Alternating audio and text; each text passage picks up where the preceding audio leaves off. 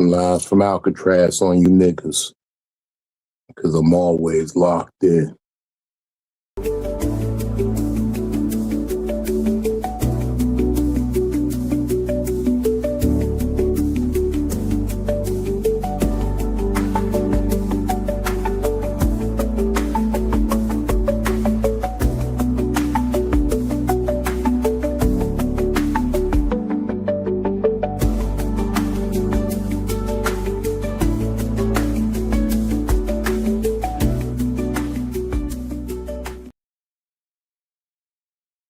What up, yo? It's your main fat man, and y'all made it.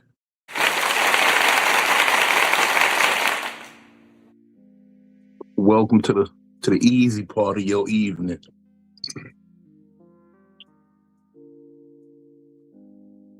This is your discount location for premium therapy services. It's a mind-altering experience called Psycho-Babble. And I'm the captain of this crazy ship. But is anything really crazy? Because we're all a little crazy if you let it happen. Oh, man. I'm gonna be real with y'all. I've been up for quite some time. I'm probably gonna be up awake for 24 hours at this point. And you know what? I'm here for it. I'm completely here for it. You know, somebody made me feel very good today in my journey for growth and understanding of myself and the whole human experience. And they dropped a quote on me talking about growth with the I'm not sure if he was a therapist, psychiatrist, psychoanalyst. His name was Carl Jung, and he said, you know, no true journey of growth is pure, like basically. People usually be faking that growth, acting like everything's all right all the time. They smile, they posture, they never let those invasive thoughts enter. They try to keep them blocked out. And that's not really helping the cause, to be quite honest. Because in order to really grow, you got to realize that light and dark exist. You see, I've always said the only thing that makes bad people is that they act on the bad thoughts. It's not that good people don't have bad thoughts. Good people have bad thoughts all the time. They just don't act on them.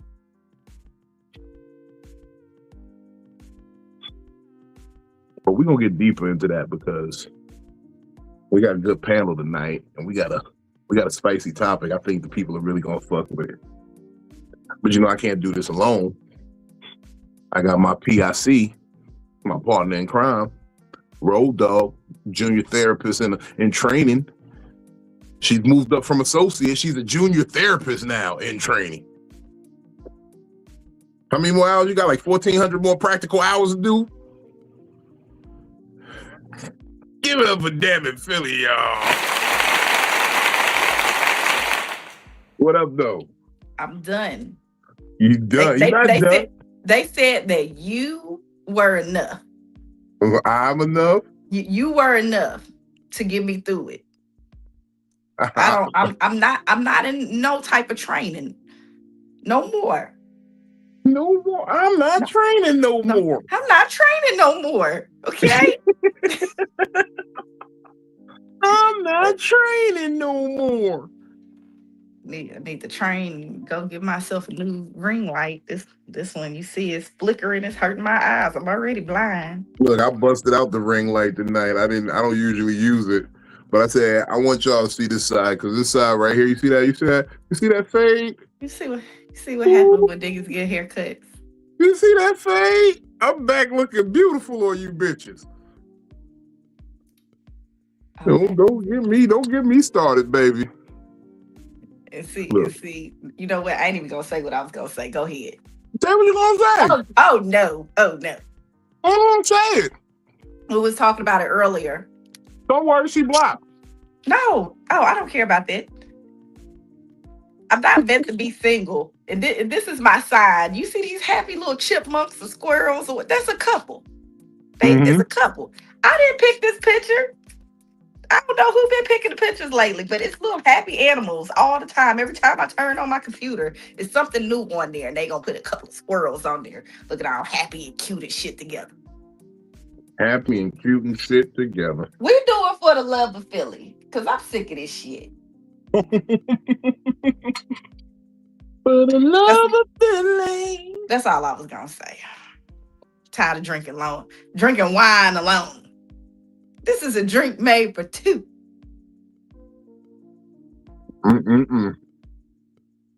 Welcome to my world. Anyways, who else we got with us? Oh, we got my spiritual consigliere, my brother in crime. Man, give it up for Benny Blanco Perry. What up, tidings of comfort and joy. I'm drinking water and coffee. Coffee's made to be drank alone, unlike wine. Look, Philly said, this is not meant to be drank alone. That is funny as hell. It's not. This is a drink made for two. It ain't meant to be drank alone. No, because I know like some people drink coffee in the morning to motivate a bowel movement. So no, you don't want to be drinking that by with somebody. Yeah. Like hold on, wait a minute, I gotta go. You gotta get the his or her toilet. His and her toilet is crazy. I'm sorry. I'm in the house. I made myself a steak, y'all, and they got peppers and onions and all that on it with some shrimp linguine. Okay. Oh Lord. Okay, linguine, shrimp and peppers and noodles and go ahead with the steak. Yeah. The linguines. Yeah. I had to take a little bite of that. It was looking at me in my face. I had to see what it was hitting for. And they sharing it with nobody. That's right. See, Philly, you might have to have two people for wine. But that steak was for, he said that steak for me. No, I made the steak for two, but the bitch don't love me no more. Hey. I feel like Tyra, what's her name? Taraji P. Henson, the big boy. He don't love me no more. Jody by Jody. Yeah, I just seen that shit on Facebook the other day. Everybody's like, yeah, women be wanting their pussy ain't like Taraji and Baby Boy, but they ain't willing to get punched in the eye for it. I was like, that's rough. That was deep. Because he straight blasted her ass when he did that. So, Jody my Jody. I've been wanting to see this person get kind of violent lately. Because I've been hearing a lot. And I keep hearing Chirac, and I'm from the crib, and can't wait till I retire. Let's catch these felonies, Vino. Big Aries energy. Give it up for Kels Moy, y'all. Kels Moy. What up, Kels the Great? Thank you. You're muted. I want to see Kels punch somebody. I come in peace. Yeah. But you know what? If I don't have coffee, I don't come in peace. Okay. Look, I was like, what fucking thug is this nigga about to bring up here? It's not safe. Like it's not. If I don't have no coffee, it's not safe. I'm not peopling. I'm in the bathroom. It's a lot going on. So that's crazy. Yeah. Like I remember when the office used to be open. Like when we used to work in the office, not remotely, I don't remember seeing people like gather by the coffee, machine. Nah. No, because coffee at work is generally bullshit. You see them beeline into the bathroom, though. Yeah, the coffee at work is bullshit. That's the free coffee. Yeah, that's we had K cups. Now we got K cups. Now, when I was in the office, they had a nice coffee machine in there. They had the K cups. The good K cups. Mm-hmm. Oh, you had a good job. Yeah, you got a good job. Nigga, I'm talking about pop coffee. Any job I ever worked was the powder creamer. Ain't need no flavor. It's just original. Just That shit say with K the grit cups. sugar. They had the K cups, and then we used to get free sodas too. Look, the creamer just made to make your coffee not as black. That's it. It ain't no flavor addition. None. Terrible. They make it light skin. That shit might as well be baking soda. And then the bad coffee pies just say coffee. Right. Now, they had different flavors and everything. I said, oh, okay, y'all fancy, huh? Like the bad part was Benny said right. Because he know. Yeah. It's like the hotel coffee. The package ain't hitting no shit. Philly Coffee, she got the good job. Because I'm telling you, we was slumming it. Look, they ain't paying sugar me says got a Keurig at the house. That's what I'm talking about. Look, the sugar says sugar, and the non-sugar sweetener just said sweetener. It ain't tell you. It won't. Diabetes friendly. Yeah. Diabetes? No diabetes. Make a choice. Huh. Pink and white. Oh God. And styrofoam cups. Styrofoam cup about yay high. Yeah. None of that hitting on shit. Shout out to the homie. He pulled up on us this evening. New to the crew. Well, not really new to the crew, but new to the screen. I want y'all to give it up for Art, man. It's my favorite photographer. This nigga make me look 10 pounds lighter every time he take a picture of me. Hey, look, it's exfoliation. That's all it is. It's exfoliation. All right, do me a favor. Turn your phone sideways. Oh, there we go. I asked him to come and he showed up. He showed up. He put on a different shirt. Hi, friend. I got the same shirt on. What's going on, family? Oh, how you doing? No, I'm good. I'm so happy to see your face. I am. It's now he got muted. He talking to somebody in the background. Yeah. He's like, I don't know her. I haven't seen him. She's married. I don't know her. No, it ain't like that. No, that's family. That's family. No, but you can't explain that to these hoes. Yeah. They probably wouldn't understand. Not that he's talking to a hoe in the background. I don't know what's going on. That's not my hoe though. That's family right there. That's family. I haven't seen him in so long. No, he ain't popped out or nothing. He don't pop out no more. I ain't got it. Look, I'm out here trying to make this money. Gotcha. I can't play outside. Outside is too expensive. It damn sure the fuck is. Every time I go outside, that's another $150. Jeez. Oh, dang, you added 50 on there. Yeah. Gas went up that's what my original gang was about. Yeah. Every time you step out the house, it costs $100 to come outside. That's right. And depending on who you with, it might be more. Might be more. I always said that at least $100 every time, but you sure don't let it be date night. God, $100? $100. Easy $100. As a man, it costs $100 to come outside every day. You can call me broke all you want to. I don't care what any girl says. Philly, do you spend that much as a woman? I don't think I spend that much. You don't have to, because if I go outside with my friends and I don't want nobody else in my face, Yeah, outside is expensive. By the time you get an entree, a drink, and true, and a dessert, I've changed a lot. That's 99.5. And I've changed a lot too. Like, I used to be one of those girls. I ain't wearing nothing that I've ever worn out before. So every time I used to go out, I used to buy a new outfit. Oh, okay. Oh, you was styling. Oh, you was acting like she. I don't care no more. Y'all gonna take this in this recycled ass outfit and leave me the fuck alone. Basically, I don't care no more. You can cut it to 80 or 70 just off coming out and putting gas in your car from jump. That's a dub or 30. And then another 40, 50 in drinks and food. Yeah, what you got left?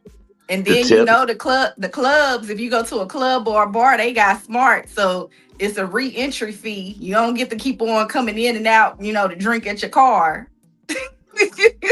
They got a re-entry fee at the A club? oh yeah. You Wait, I ain't so been if to you the step club in a minute. outside, you gotta Yeah, pay to get back in? yeah.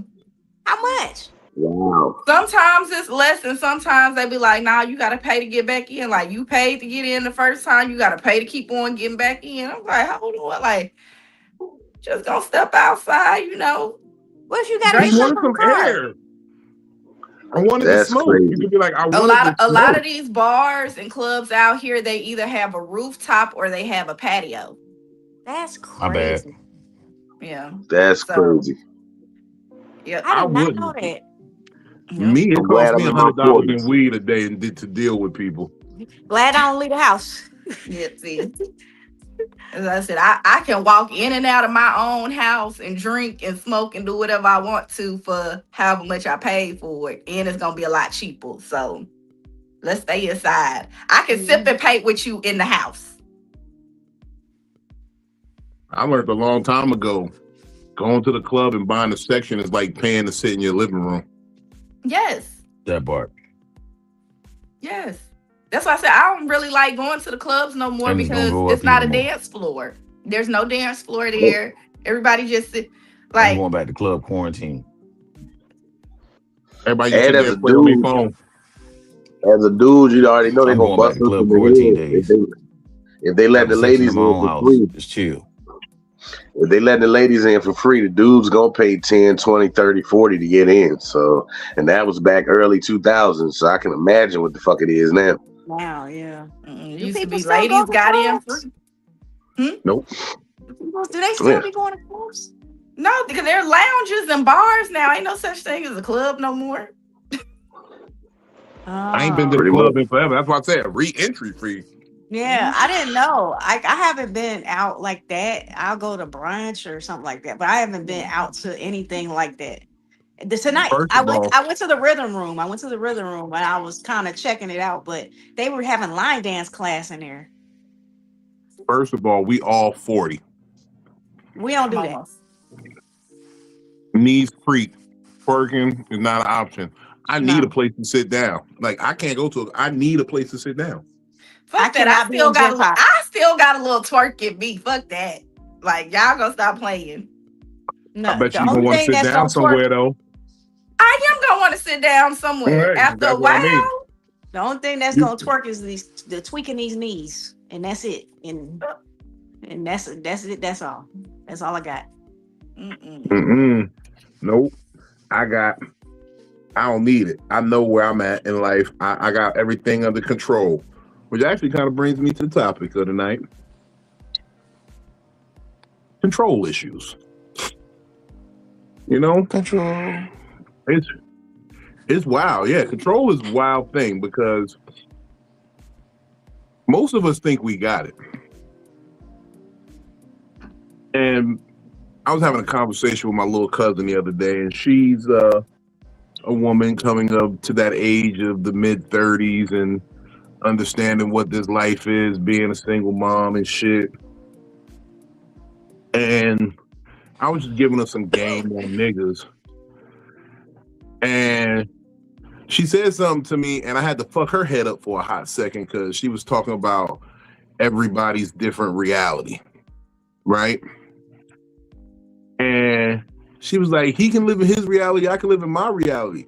And I said, that's bullshit because there's only one reality. And I put her a simple analogy. I said, if I got a gun and say, give me all your money, whose reality is we living in?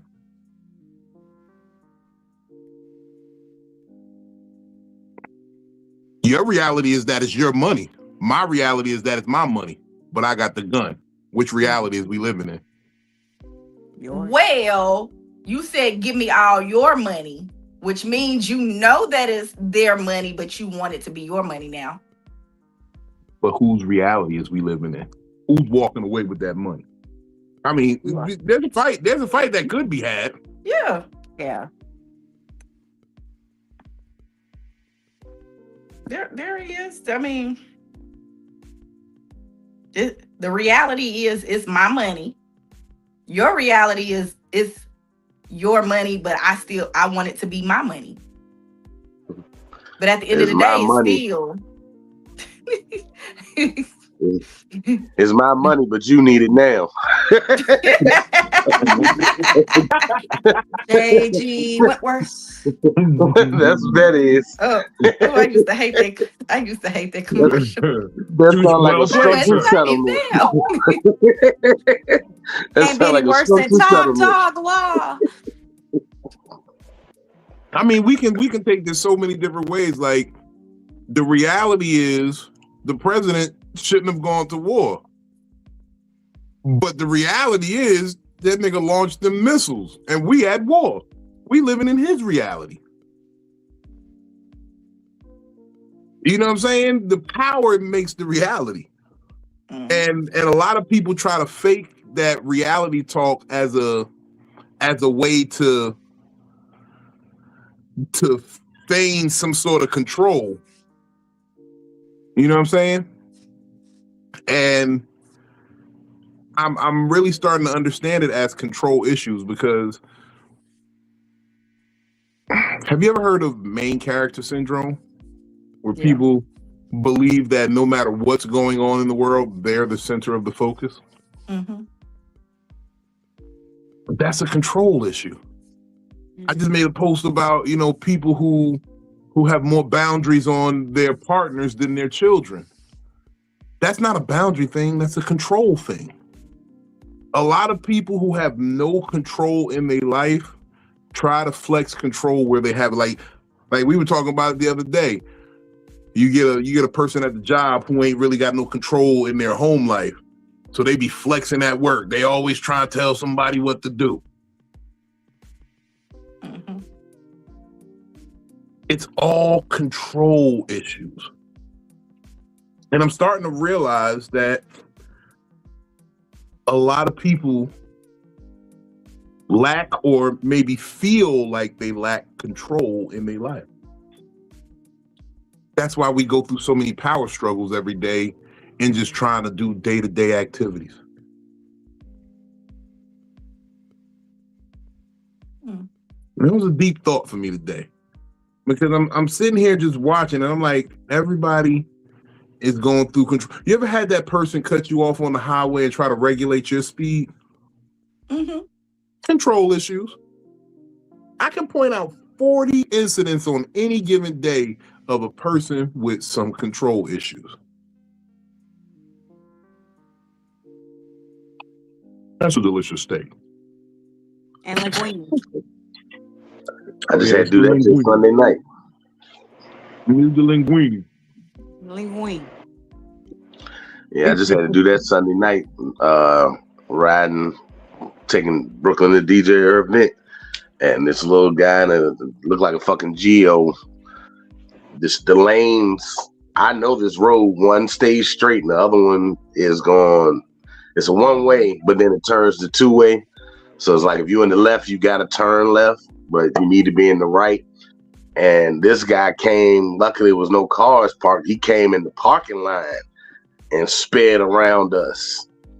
And me being strapped, I reached on down, put my shit on my lap and pulled back beside this nigga like, yo, what the fuck is your problem? White dude.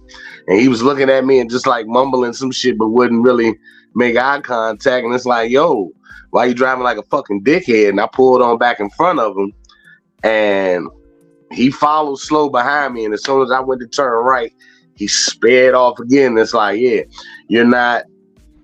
And he's in his world, I'm in his fucking way. But it's like, dude, you were behind me. I signaled before you. Mm-hmm. Why are you trying to beat me to what I've already indicated I'm going? Like, what's the fucking point? You about to cause a whole accident for what? To try to say it's my fault after the fact. So, you know. Yeah. Then I almost had to shoot some people at the light on the way home. So that was fun. That was me making sure I stay in control, because the niggas was sitting at the stop sign not moving, and I hit the horn and they pulled off. And then when we get to the next light, I see the passenger open their door. So I reached down and, unsheath my shit. But these motherfuckers is switching seats. But I don't know that. I just see somebody coming running from the driver's side behind the pickup truck. I'm ready to let off, but then they just, jumped in and the other person moved over. But, that's the control I like to be in, where I'm aware of what the fuck going on. But I don't have those control issues like a lot of people got, where it's like, hey, I have to be, if I can get somewhere in 15 minutes and you can do it in 14, hey, nigga, lead the way. That shit pisses me off so much because it's certain control things that like are really pet peevish for me.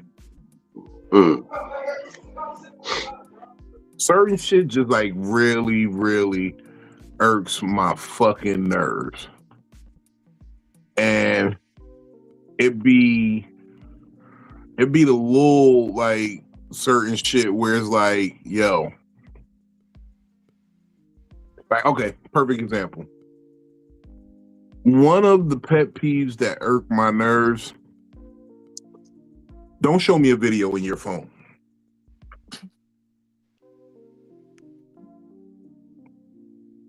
Don't show me a video, especially when I'm trying to drive. You know how many people try to show you videos while you're trying to drive? That's really a thing. And I'll be like, dude, I'm driving. Why are you putting that up there? Putting it in my face? I can't see the road, bro. Move. I thought only kids did that to their parents. No, adults do that to other adults all the time. While driving. While they're driving. Okay. It's oh my God, it is. For one, it's nerve-wracking. For two, it's fucking... You know what else pisses me off as a control issue? People who insist on only texting. That's a control point. Mm-hmm. Because, and I take it personal, because most people know, especially if you know me in any capacity, you know I'm in the car all day. I'm really adamant about not texting and driving. Like, I will fire this weapon. I've done drive-bys, but I'm not going to text from this car. Wild. But wouldn't people say that that's a control thing for you then? If you have to call them? Obeying the law, safety first? No, I'm saying is like control point? Call, but they want you hands-free completely now. Right? Yeah, call me. I have controls on the car to talk through the Bluetooth. No, I know that, but I'm just saying, like, if you say, okay, I don't want you to text me. Call. If you want to talk to me, you need to call me. Don't send me no text messages. I'm not that adamant. I'm not controlling like that. I do prefer to talk to you. I can text, but my thing is, if you know I'm a person who's in the car, all day. Okay. Why would you insist on texting me? Yeah. Okay. I see how you qualified it. Yeah. Yeah. Like, even if I text him, I'm normally texting him something that he ain't got to respond to. Yeah. Exactly. It's just a quick update where it's like, oh, all right, he gonna be 15. You see the number 15. All right, he gonna take him a minute to get it. Cool. I'll call him in a second. But yeah, I used to have to be that way with Uber and shit. Where now I'm the flip side when I'm doing Uber. It's like, yo, text me, because I'm not gonna answer the call with a rider in the car, and then I'll call you back soon as I get a chance. You know what I'm saying? If you call me twice, that means it's an emergency. You call me back to back while I'm out Ubering and shit. But, shoot the text, and then when I get to a light, I'll see what it is, and then I can either respond back or call you back once I drop that person off. But, in Vino cases, like, nah, if it's something I know I don't need an answer for, it's kind of just an update, yeah, I'll text that real quick. But if I got a question or something that's gonna take longer than a minute or two, yeah, I'm gonna call the nigga. Mm-hmm. I guess I got control issues, because don't text me. I'm gonna answer that back when I want to. Yeah, that's control. That's not a control issue. They sent you a text message, meaning that you can message me back whenever you want. But then when you don't answer them back, they be like, dang, I messaged you yesterday. Yeah, I saw it. I ain't feel like answering it back because I don't like texting. Oh, if it was urgent, you should have called. It don't never be urgent. Exactly. That's what. It never be urgent. And then if it's urgent, like, why did you text me? I'm not a texter. And so maybe that might be a control thing with me. Like, pick up the phone and call me, because I feel like text messages is just a long way to, like, well, it's a way to draw out a short conversation. Mm-hmm. I feel like people who insist on text messaging are committed to misunderstanding. They're trying to build in a miscommunication. Yeah. Mm-hmm. I'm definitely not gonna argue back and forth with you on text messages. Like, that's crazy. Yeah, like, well, the way I read it, it seemed like you were saying. No, I just answered your fucking question, idiot. You can't see Like, my no, when I emotion read, through a text. I hate when I text read it, it messages. said I'm coming through there too. I thought you meant two as in also, not two as in I'm coming in and then I'm coming back. Well, yeah. I Yeah. hate I'm text sorry. I've messages. been saying this, and I know this is going to affect the community. I'm probably going to get canceled behind saying this. Uh-oh. But when a woman tells me she only texts, I assume she's autistic. Why autistic? Are you nonverbal? Gotcha. Okay. Yeah, you'll probably get Are you canceled. nonverbal, baby? You'll probably get canceled for that one, Bino. I Definitely. probably will. I assume you're autistic if you insist on texting. No more puzzle pieces for you, buddy. Puzzle pieces. That nigga going crazy. I'm taking all the coloring menus from you. Either that or I'm not the most important person around you, and because you don't want. Have a good night. No. You don't want. I don't even whoever- assume to be important in people's lives anymore. If you're a woman and you tell me you just text, you only like texting, I'm gonna assume you're autistic. I'm gonna assume you're nonverbal. I'm gonna be like, you know what? I tried hollering at an autistic bitch once. I wanted to take her to the noodle man. You like noodles? You nonverbal noodle girl? And then they go into a stimmy like, sorry. I throw this change on the ground and get the fuck up out of there. You know, hey, September Virgo. Oh my goodness. Sorry, Philly. Three of us have no chill. What like are Ben some of the Stiller. control issues that you guys, pet peeves that you got? He sound like Ben Stiller. He said, "You want a little noodle girl? You want some noodles?" You want some noodles? Text me your answer. You want a noodle? You want a noodle? They'd be like, Bitch, you missed the time of your life at the noodle man. That shit was delicious. Well, I think a control thing that has changed, especially a lot since I've gotten older. I haven't seen it happen as much, but like if I start dating somebody and they be like, and you know that I do like social media, or you know I like to hang out at certain places, and you might have met me there, and then you be like, I don't want you there no more. Oh, I don't want you doing the same things that you did when I first met you. Not that you're out there doing anything bad or disrespecting me. I just don't want you doing them because I don't like it. That's like the old joke about wives. I love everything about you. Now let me change it. Yeah. No, my first baby daddy was like that. He was, and the thing about it was when I met him, I actually worked at the club. I was a shop girl at the club, and he was like, I don't like you working there. And I'm like, you don't like me making my own money? Like you gonna make my money for me? Mm-hmm. And so, no, when I said it like that, I ain't getting no more fight back. Like there was no pushback after that, because it was like, no, I worked 2 jobs and I was going to school. So I was working at like Bed Bath & Beyond. I was working at the club at night, and then I was also going to school full time. And I'm like, I'm a busy person. I keep myself busy. I want to make my own money. Like I got to pay for these books.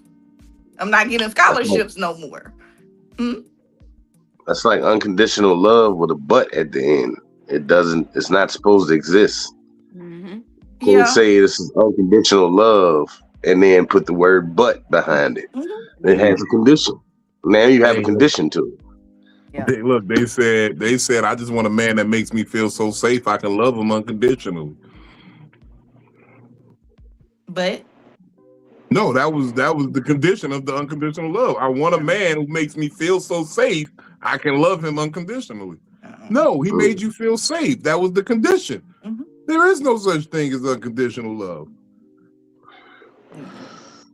Unconditional love is for your child, and then that still comes with conditions after 21 years. Yeah, parent child, that's unconditional until they get old enough to know better.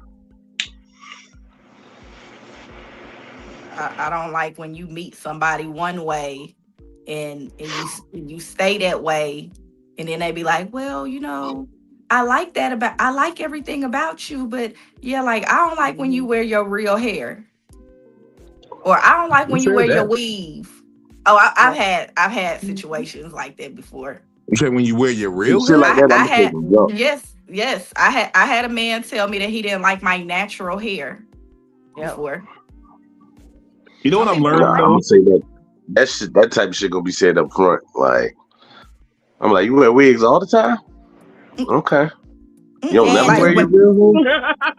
like I met him and I had a weave when I came back from my vacation, because I took my weave out while I was on vacation because we was at the beach. And so when I came back and he saw my real hair, he was like, man, like, I like you, but I don't like your real hair. And I'm like, yo, my I don't afro? like you. He said, I don't like you like you. That's crazy. And I thought it That's was crazy. funny. Yeah, that part. That is He's like, crazy. you're beautiful, but like your real hair. And I'm like, what? Because I don't have a a conditioner in it. Like it's not relaxed. I Well, I'm don't gonna let have, you know something, Phil. I've been finding out. what? A lot of these niggas are gay. I know you've been telling me that lately. Butt No, I pirates. found it out for a fact, official now. Those sassy niggas. These niggas like stuff put in their butt. And Yo. I gotta agree with the gentleman who said, Mission Impossible. I need to know if you got homosexual tendencies if I'm gonna talk to you as a man. Because I be talking and saying shit from a full heterosexual perspective.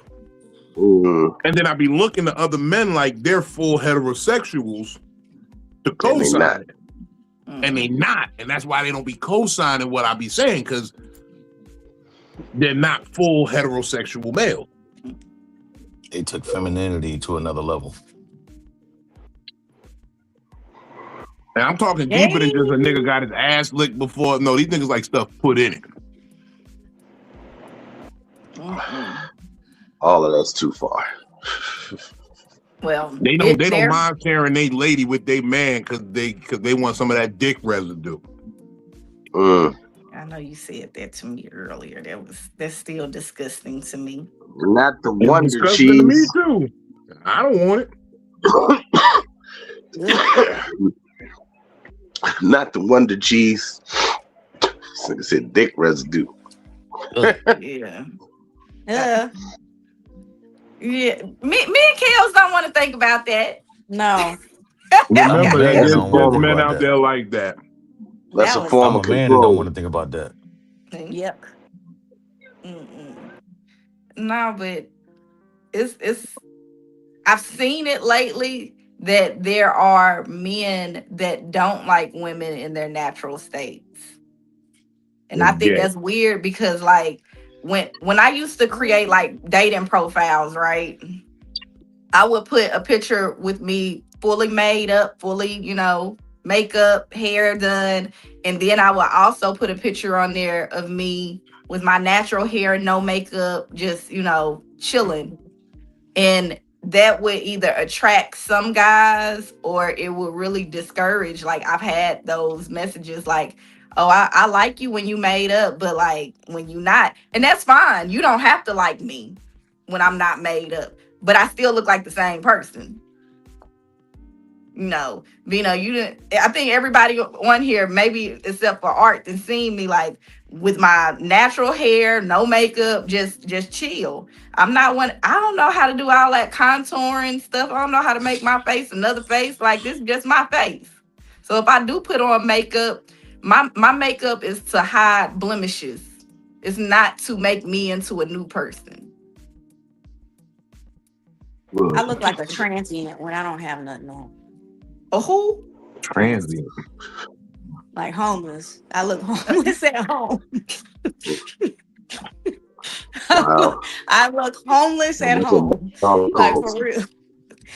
Like I just be how much a dollar costs. Okay. I am one cup Okay, away Kendrick from Lamar with the transient. Listen. Without my makeup, this is a filter right now. Beards are filters. Beards are absolutely filters. I know. First of No, all, Yeah, this because is naturally grown. if somebody This is shave their naturally beard off, they grown. I look don't like have to they be get looking like the nobody to apply meerkats. this shit. You can get it applied, but you born with eyelashes. You can get them little woolly mammoth shits added on, but you born naturally with eyelashes, ladies. This is how I'm 43 and this shit is finally growing in. I went through just the mustache stage. Nah, that ain't a filter. No. I'm lying No. to bitches nowadays. I'm telling them this is a unit. Hey. I told a girl that last week. You're like, I love your beard. I know what you. I'm like, don't let this fool you. This is a unit. This is just glued on real good. People be gluing on their beards. Yeah, beard unit. Yeah. I might try Let me that see. next time somebody be like, you got a nice smile. I'm like, oh, this ain't mine. Face weave. I'm gonna peel your wig back. I'm gonna peel your mustache back. That's wild. Yeah, niggas beards be sitting on the dresser. No, they get the little mannequin and they just sit it on there like you would a wig. Like you they got a chin bonnet then? Yeah. There's mad niggas do units. You know, you get a chin, you got a bonnet when you take the wig. Oh, never mind. Get your little chin unit and motherfucker. Yeah, that's what I'm telling bitches from now on. I'm lying. When Draymond Green cut off his beard, he looked like a completely different nigga. First of all, you got to remember, Draymond Green had adolescent teeth. Lowercase teeth. Yeah. Uppercase gums, lowercase teeth. That's what that nigga had. and I'm not saying that I ever just thought that he was attractive, but when he cut off that beard, that one photo he had, I was like, this nigga real ugly. But he was ugly with it too. Yeah, but he looked better with it. And then without it, and I done seen dudes go from looking handsome to like. That nigga sound like he got a lifetime sinus infection. He never, ever not sound congested. That's because Brooklyn told me don't cut mine no more. Passages. Yeah, he a mouth breather. Yeah, Brooklyn told me don't cut mine no more. I was like, yo, I gotta cut it again for it to finish growing in. She's like, no, just let it do what it do. It's gonna come. Just give it time. Don't you cut that shit no more. If I shave my beard off, I feel like my cheeks is just gonna be fat. Because I don't even got a whole bunch of under here. Yeah, I don't got a whole bunch of under here. Yeah. There's no double necking, but it's gonna be a lot of cheeks. I feel like the people that don't have connecting beards that be having like the little patches, they like philosophers. The soul patch. Not philosophers. They do. They be like, and then they be thinking about shit like deep, and then they be coming up with quotes and shit, and they be having 4 patches on their face. But I mean, you gotta be smart about this shit. Before this part came in, I did the straight down sideburns, a little bit on the chin, and my mustache. And I made sure that the in between part was clean. So it fit. Yours makes sense. They be having peninsulas. When I first met Benny, he had on the church shirt. That's why he became my spiritual consigliere. He had on a church shirt like how we was in the club like how Jay-Z used to be with the changed clothes. That was the Macy days. Yeah. I was coming straight from work. That was me coming from Macy's and having to wear shirt and tie to work, and then going cleaning the building from 6 to 9, and then coming to the open mics and the shows and shit. So yeah, that's why I would have the shirt and tie on, because I was at Macy's in the afternoon and I ain't go home to change. So yeah, I probably did look like a youth pastor.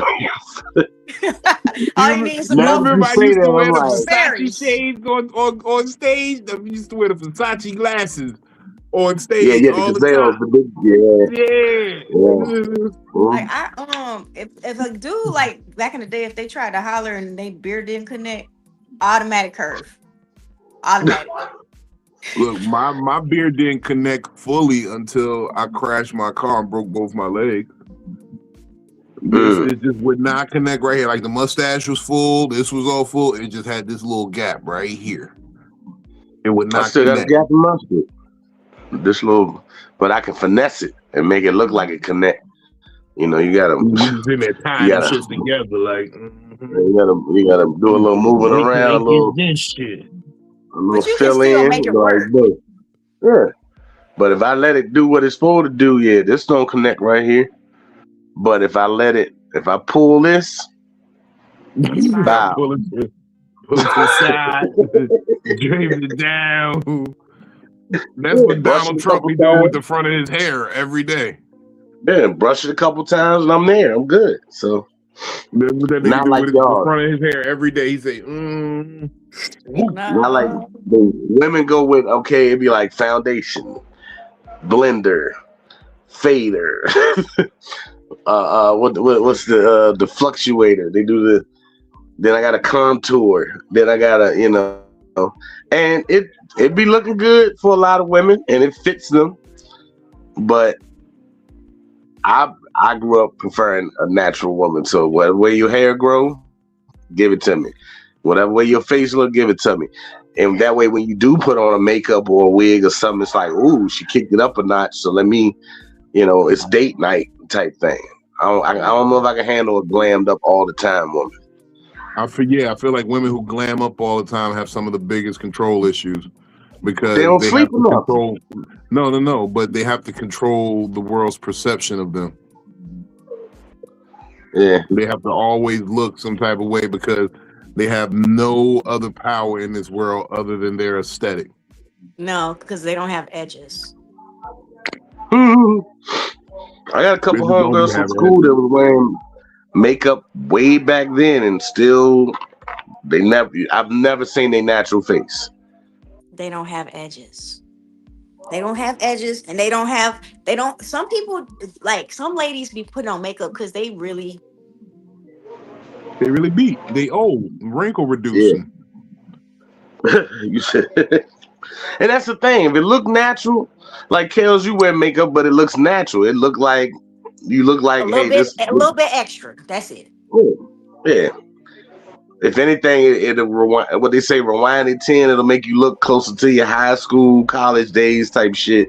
It ain't I'm a completely different person now because I put, I've changed my identity. I have blemishes, like you can see it, but I got scarring because Black women, we scar. So yeah. So and cocoa butter don't fix everything. So shit like that, but I'm talking about the ones where when you see their neck, you be like, yo, her neck ain't even close to what the fuck color this is. You remember when I ripped that one bitch on stage at the War 64? I said, what happened? I said, one side of your face black, the other side is cinnamon. Doing the rap battle. Because the makeup didn't match. I be tired of bitches. They neck change color right here. You see right where the makeup is. On the jawline. That bitch face 2 shades lighter than her neck. Oh no. No. Imagine a girl got my color neck, but then your color face. That's it'd be like the African women. Wouldn't that be a golden Oreo? That would be you need to get your ass kicked. golden Oreo go from cream white to Golden yellow. Oreo. Yeah.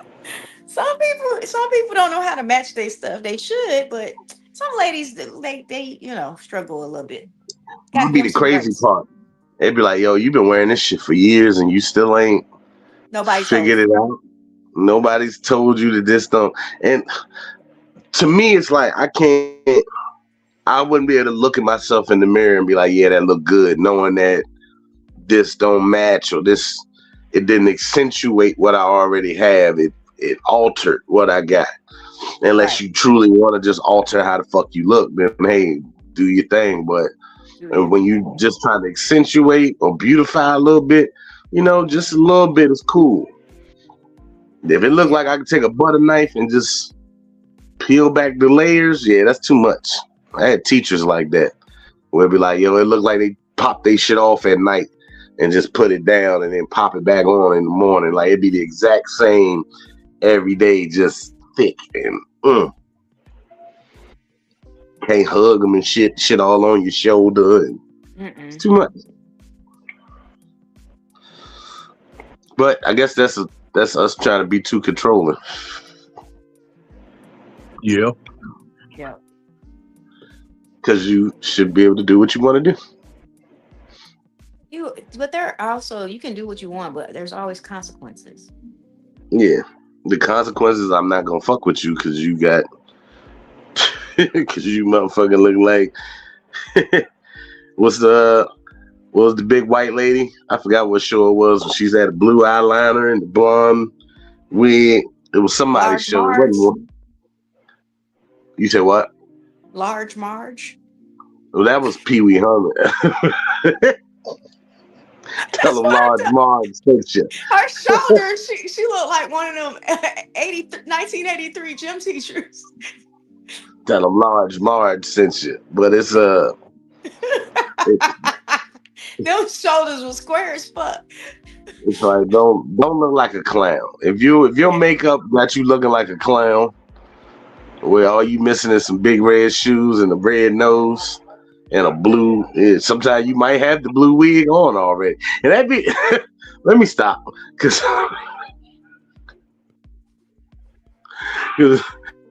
girls is now wearing the greens and the blues and the. It's all right on a sexy night. You try to be sexy, pull out some bright colorful shit. When you wearing that shit all the fucking time, I seen a chick. I went to pick an order up at Zaxby's last night. This girl had the yellowish greenish blonde hair, but it was braided like Elsa and long, but she was Vino complexion. And I'm like, chick, it looked like you got. That sounds horrible. It looked like you dyed your hair with highlighter juice. Like you literally took highlighters and just squished that shit in your head and two braids this way. No, she was inside. She was taking orders. And it wasn't a wig. It's like, no, you actually went and did this to yourself. You can't just take this off. This is you till you do it again. So she was like, had the same traits as a tiramisu. She looked like Elsa if Frozen was filmed in Africa. Yeah, she let it go. She let it go, all right. Did someone say hum nella cum nella pee pee? Crunchy Wig Society. Wow. Fellas, we got our faults. So I mean, niggas will throw.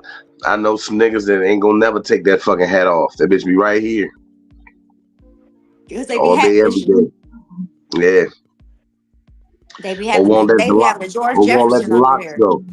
Why did you pop up as soon as I said hum nella cum nella pee pee? Because I was if all your dreadlocks in the back, let that shit go.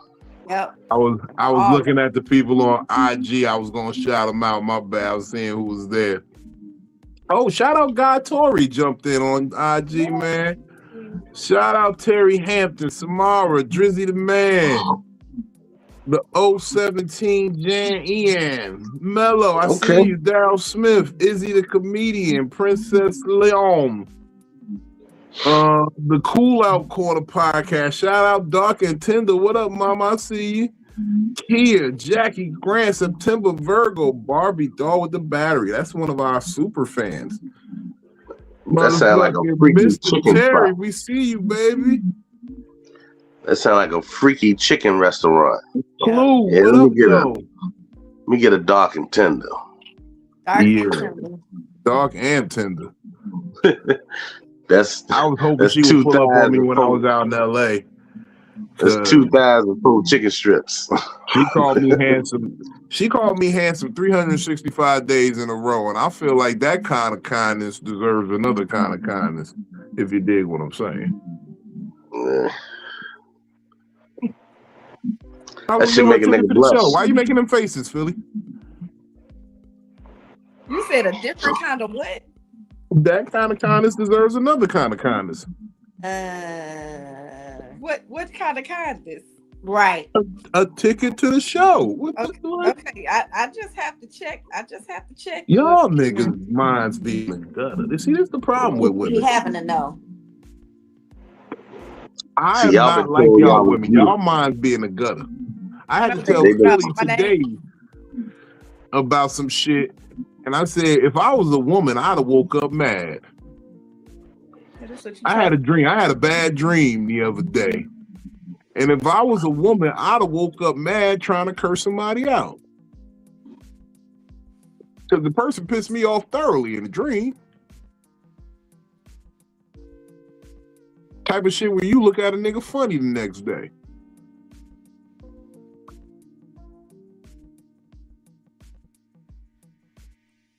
I'm just starting. What was the dream? I need more context with that one. What was the dream? What was the situation? Okay, without getting no names and nobody into it, because I don't want nobody giving me no phone calls later. I was at a function, right? And it was a industry career type situation. Mm-hmm. And I was told, be good. Niggas you don't like is gonna be here. Don't act up. I was like, all right, I'm being professional. I'm good. I'm a chill. I'm not gonna go crazy. So then I see my enemies and I play it cool. There was no fedora stomping. It was no raccoon bashing. It was none of that shit. I didn't even point out that the boy had lady hips in a motherfucking tuxedo pants. I didn't do none of that. But then the person who instructed me to be cool, one of their enemies came in. And I continue to keep it cool because we at a professional event. So I ain't trip on them neither. But the person who told me to be cool said, why the fuck you ain't even trip out on this nigga? And I'm like, oh, so it's cool for me to trip out when it's for you, but not for me. And then I woke up. Yeah. So that was so you had that nigga cheating dream. That's what you had. That's what she woke up and said her intuition. My intuition been off all day. You up to yeah, because that's fucked up. I'm a little more gangster with it. I call it you remember Spartacus? Original season of Spartacus, 10 to the wound. That was a 10 to the wound dream. Wow. Kel, you know about Spartacus? Oh, okay, you got to go watch that. That was that show back in the day. It might still be on Netflix. Okay. It was on Stars originally. Yeah, I knew it was on one of them. Okay, I gotta check it out. But it was good. Oh yeah, it was a great show. It was a fucking great show. That first season, the dude who was the dude Andy Whitfield, he died of cancer, so they had to switch who the actual main character was. There's a lot of shit, but they worked the hell of a storyline out of it as long as they could. But he has this dream in there. They kill his wife, right? And basically, the guy said he got stabbed trying to save his wife. And he remembered seeing the guy, but he didn't know what he saw. He was like, I seen you, But and you didn't have a scar. Where's the wounds you got from trying to save my wife? Right. You lying to me. Where's the wound? So I call it 10 to the wound dreams, because he said 10 to the wound, 10 to the wound. And it leads him down a path of, y'all niggas thought I was stupid. But I'm starting to see that, people think that I'm stupid sometimes. Because they be sitting there thinking, the nigga ain't, this nigga's out driving like John Wick. I don't like it. Hey, gotta do it. You know what I realized? Yeah, we hear you. Okay. You know what I realized about John Wick? I said this in the trap house the other day. John Wick is just a movie about a YN that disrespected an OG. Yeah. That's all John. And the OG had to be like, y'all must have forgot.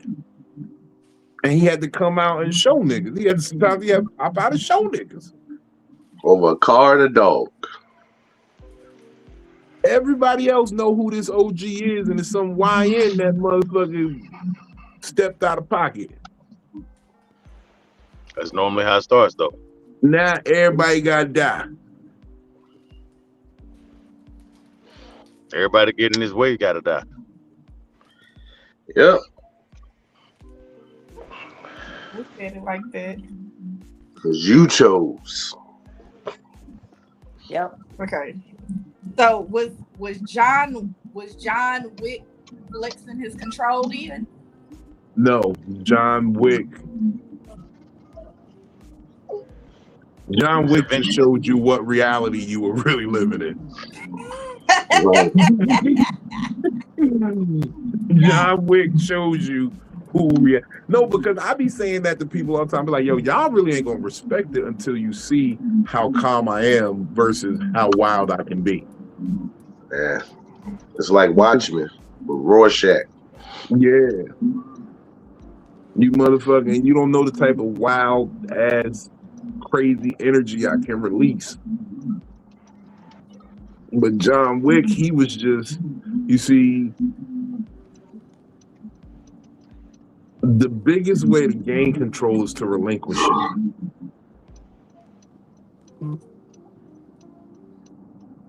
That's why the YNs fucked with him when he wasn't there.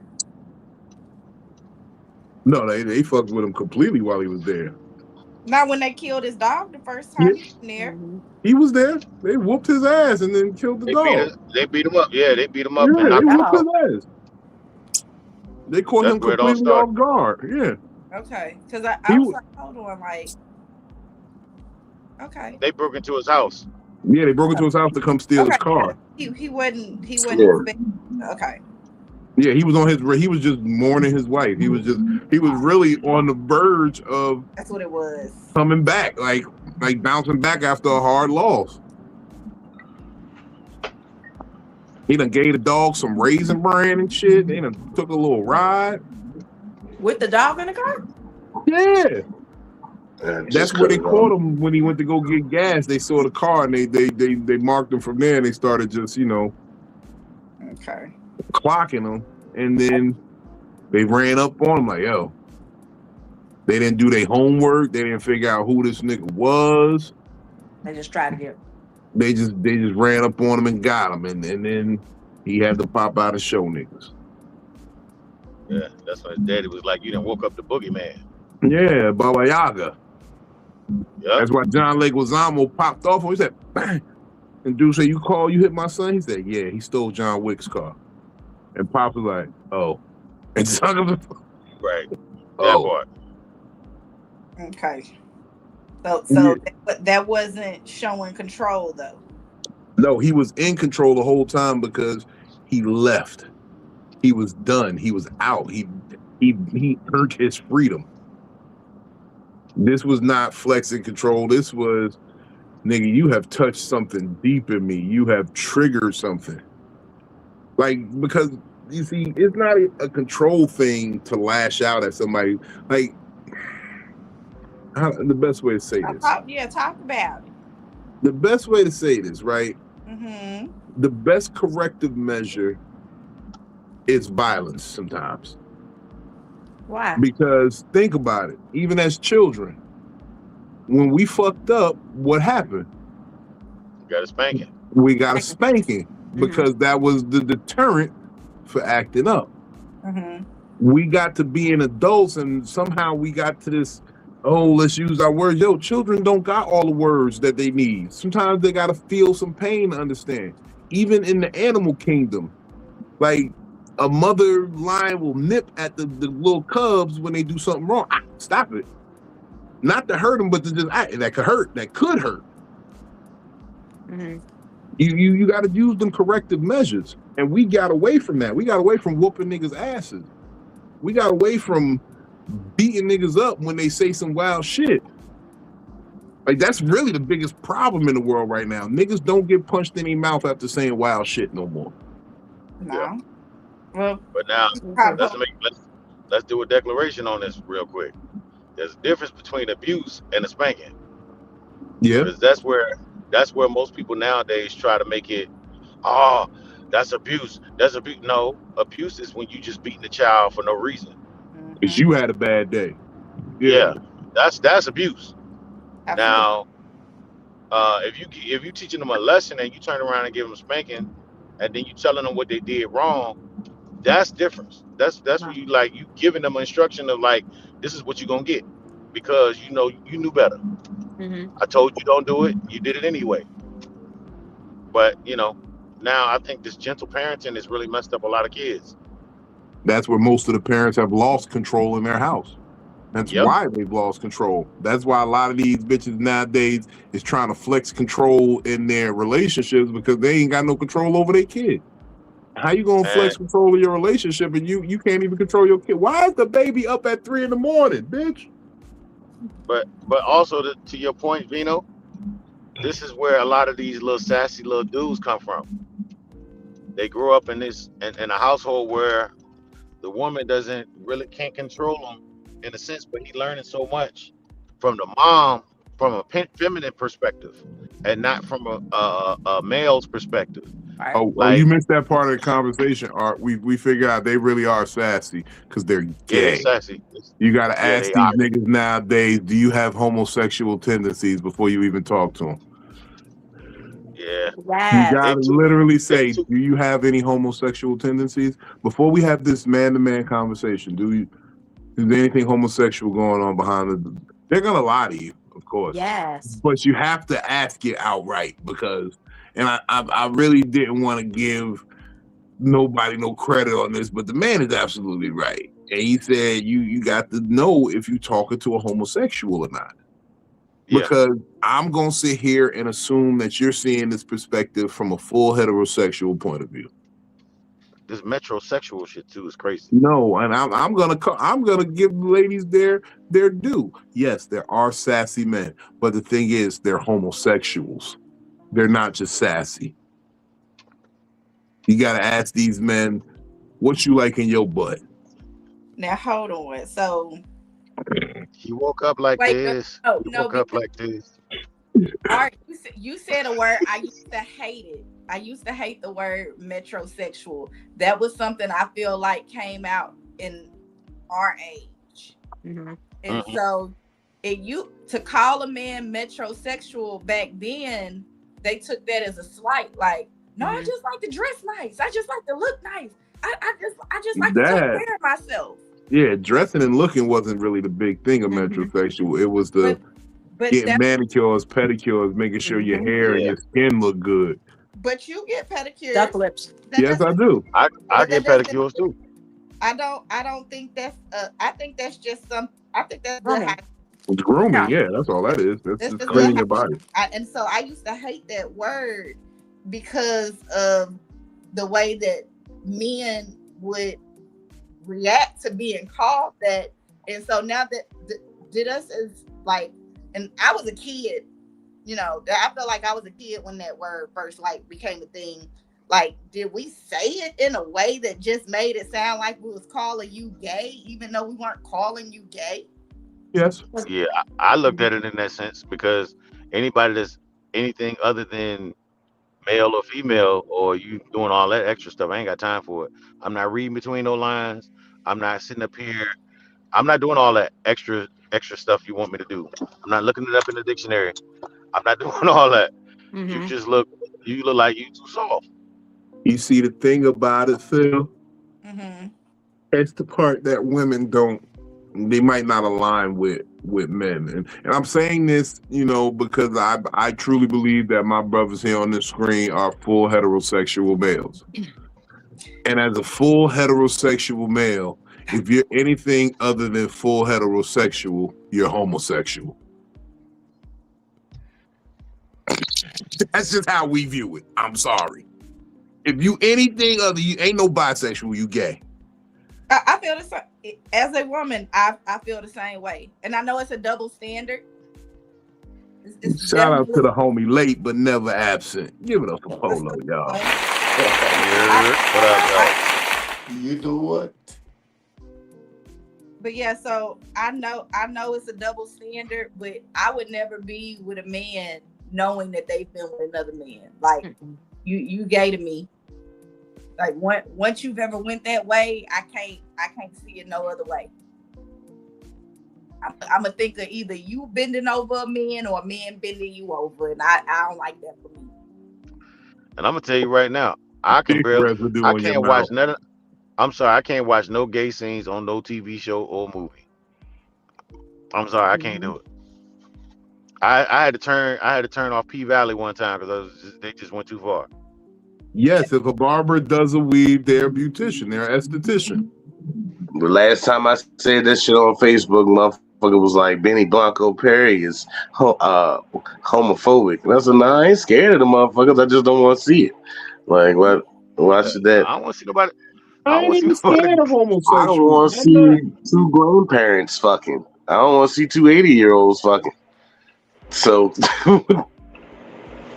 am I ageistic or whatever the fuck name they want to make up for that shit? I'm pretty sure it's a category in there somewhere. But yeah, what up, Polo? I ain't know he slid in. What up, man? I just said it. No. Y'all go ahead with the gay stuff. I'm sorry. I'm sitting here. My dad, he's off screen. We're having a father-son moment. He asked me, did I have any extra Viagra? And I never thought I'd see this day coming in my family history. And he told me, have extra, meaning that you have some. Well, I got a lot of different stuff. You got some roast sparks. You got some roast sparks over there.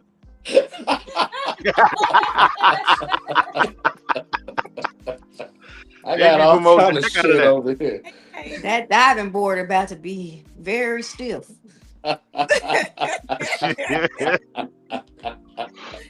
Sir, can you rate that roast sparks 1 out of 10, please? So Steph Curry throws the football 50 yards. He a quarterback. That day he is. Yeah. All right, so I came in on the tail end of y'all talking about bisexual men, and if you bisexual, you gay. Yeah, Yes. you gay. Nigga, you gay.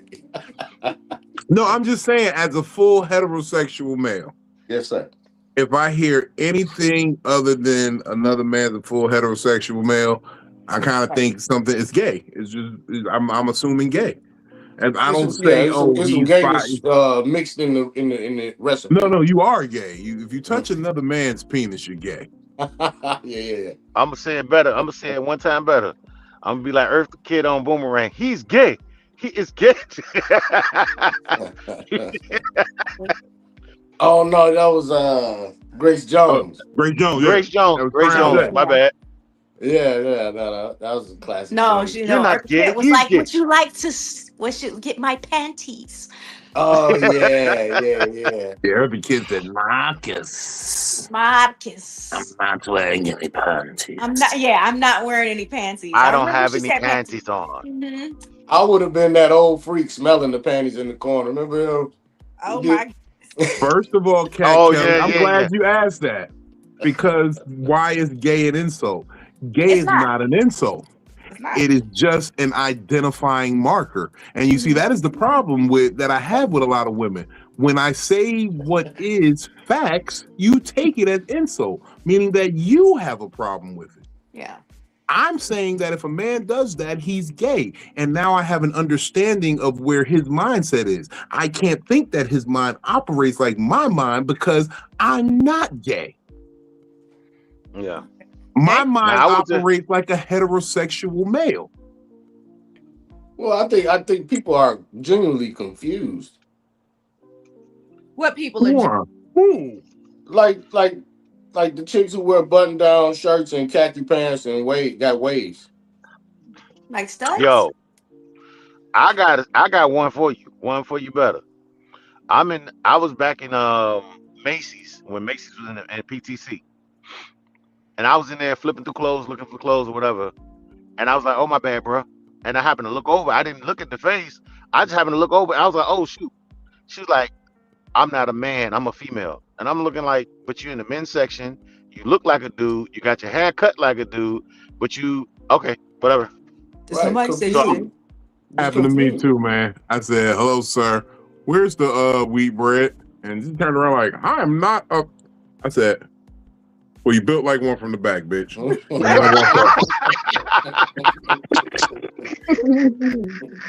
But that's the double standard. Women, they could be bisexual. They could be butches. They could be whatever they want to be. I'm just saying as a man, once that barrier is broken, you're gay. Ain't no coming back from that. Okay, I got Once a question. the bow has been broken, yes. If the girl or the stud, is it gay if he try to mess with a stud? Hold on, say that again.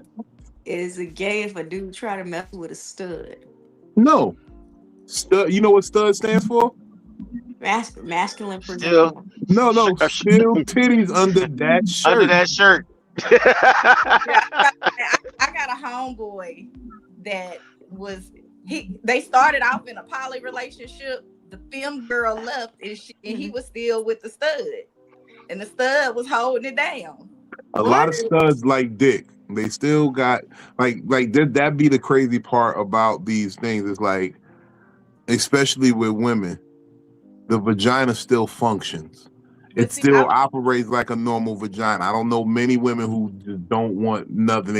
They coochie get to talking to them in certain situations. It's certain shit that just you got to put something in there. That's what it is, and that's why I say it's gay for a man because it's like you got to put something in there.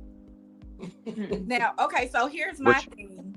So if a woman, she's not a lesbian, but she presents herself as a man, right? But she still is with a dude. Why is it not gay? Just because she has a pussy? Because something about you likes masculine presenting women. No, something in you knows that still titties under them shirts. No.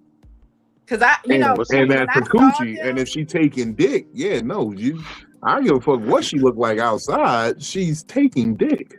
No, she is taking dick. Okay, so what's she presents herself?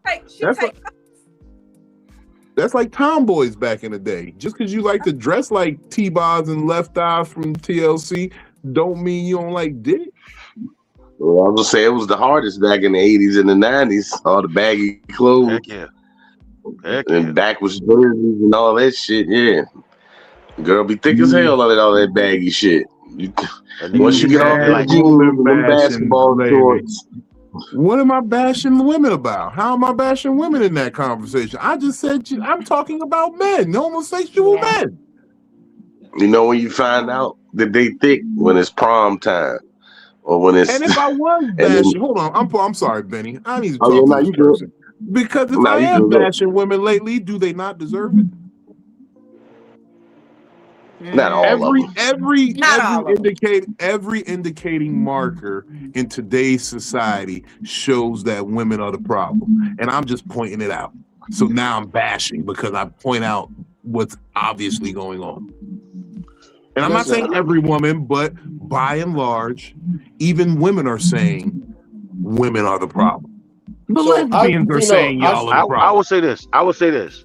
It's bad because a friend of mine, I watched her go through a transition, and in her transitioning, she had to go from using the women's restroom to going to the men's restroom. So every time I would go to the restroom, she was like, "Yo, how is it in there?" I'm like, "Nigga, it's dirty in there. Like it ain't fit for no woman to be up in the men's bathroom." But to make my point, there's so many things that she went through in her transition or whatever that I started realizing, like, yo, this is a psychological issue that a lot of people are gonna have to deal with transition. Mhm. But when I was talking to her about some stuff, and I was like, yo, so what does this mean? Because I'm interested at this point, not so much to do anything on that level, but like, what does it mean for this, and what does it mean for this, and what does this mean? Because I keep hearing like they, them, he, she, whatever, all that stuff. She was like, yo, it's so much stuff. She said this herself. There's so much stuff out here that I'm in the system and I don't even understand. So a lot of them are just making up stuff as they go along. So it's like, for people that are gay, people that live in their lifestyle or whatever, it's so much stuff that they got to adjust to know who they are in that lifestyle, because it's confusing lifestyle. Yeah, it is. Yeah, and I'm very much fighting the urge to just be like, that's why God made two sexes. Well, Trump trying to bring that back. Yeah, he is. To Cat, I think men are perfect, really, and this is why you are a typical woman. I can tell you are a woman because you're doing typical woman shit. You're saying things I never said. I never sat up here and said men are perfect. I never even bashed women. I ain't saying nothing about being perfect. But all I can say is I'm perfect in God's eyes. The real issue is nobody stepped in and said, no, we ain't gonna let y'all do that. We just gonna put an asterisk right here, and there you go. Right. All that extra letters and no, that's a case by case scenario. You're gay, asterisk. And then when they ask, what does the asterisk mean? Oh, that, because what do you do on legal documents and anything else? When there's finer print, there's an indication that there's more information. And if you look at the bottom of the flyer or the bottom of the paper or the side of your Bible, whatever the case may be, it's going to tell you what that little symbol right there means and what does it identify. All that extra shit, it's fucking the world up. If you're gay, you're gay. If you're straight, you're straight. If you ain't straight, you're gay. And whatever version of gay you are, that's just what the fuck you are. You might be a gay dude that's like, I only fuck one nigga a year. You're still gay, nigga. You just gay more on that day, I guess. I don't know. Gay for pain. But I don't give a fuck enough to give you a new letter in the list just for you. Like, there's a lot of letters though. Now, all I can say is, you remember when I said like texting, like people understand things are different. When I read "men are perfect!" exclamation mark, I read that as she was telling you men are perfect, like for real, really. Okay, that's how I read that comment. That's not how I read it. And then that was exactly, and y'all, but that's just because it was like, no, men are perfect. But that's just how I read it in my head when I initially saw it. Like, oh, men are perfect, really? Yeah, but like he said, that's why text messages leave the window for miscommunication. Yeah. I can't stand text messages. I was just kind of bringing it back to where we were earlier. I'm sorry, but but I don't want to like something that's just like racially. I mean, not racially, but like genderly, like. Like, they gonna hate you, Philly, because you're still proving him right. You proving me right, yeah. You want to know how I can prove myself right? Because she said something, and it's like, oh, every woman don't do this, but every woman says this right here.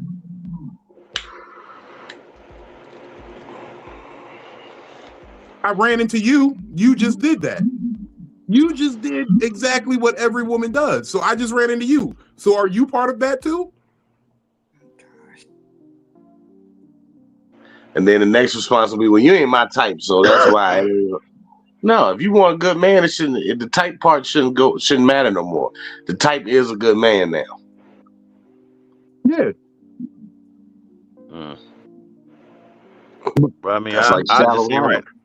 The only thing I can say about gay people that I hate, and I'm saying hate is a strong word. These motherfuckers can turn around and create a whole new identity and have a 800 and have an 800 credit score. I'm mad. I love him. I'm mad because I can't do it. I can't get no 800 credit score. Nah, you can do it. You can do Not it. the way they doing it. Well, I You might have can, to change my name. but they actually doing it off of hard work, and I can say that full on. Like my little cousin is like that. He's in the corporate world, nigga, gay than a motherfucker, and he makes those connections because he's more personable. He doesn't pick the drama side of it or the chatty Cathy side of it. He takes the quality of him as a gay man. He takes that quality of a woman of being more, I guess you could say, not conformative, but more complacent in setting up certain things, where he's thriving in the corporate world because he utilizes the parts of, I guess, being a woman that, are lucrative in that field. So you can get your credit score up. Oh, so he's hustling that pussy. Oh, I know I can get my credit score up, but not the way they doing it. He's saying he's hustling that pussy. You can do it. Hey, I'm a player. I don't play that way. Shit, my little Don't cousin that hold went your from head like that, Philly. Hey, I ain't said nothing. I had said nothing. No, you trying not to get canceled, huh? You're trying not to get canceled. You're trying to hold some control, Phil. This is what it's all about. Oh, they absolutely myself. Yeah. I ain't trying to control anybody else or what anybody else says or thinks or feels. I'm controlling my own self. Look, my little cousin take me back to the 80s and 90s where life was so much easier. You can say what you wanted to say and people won't be mad.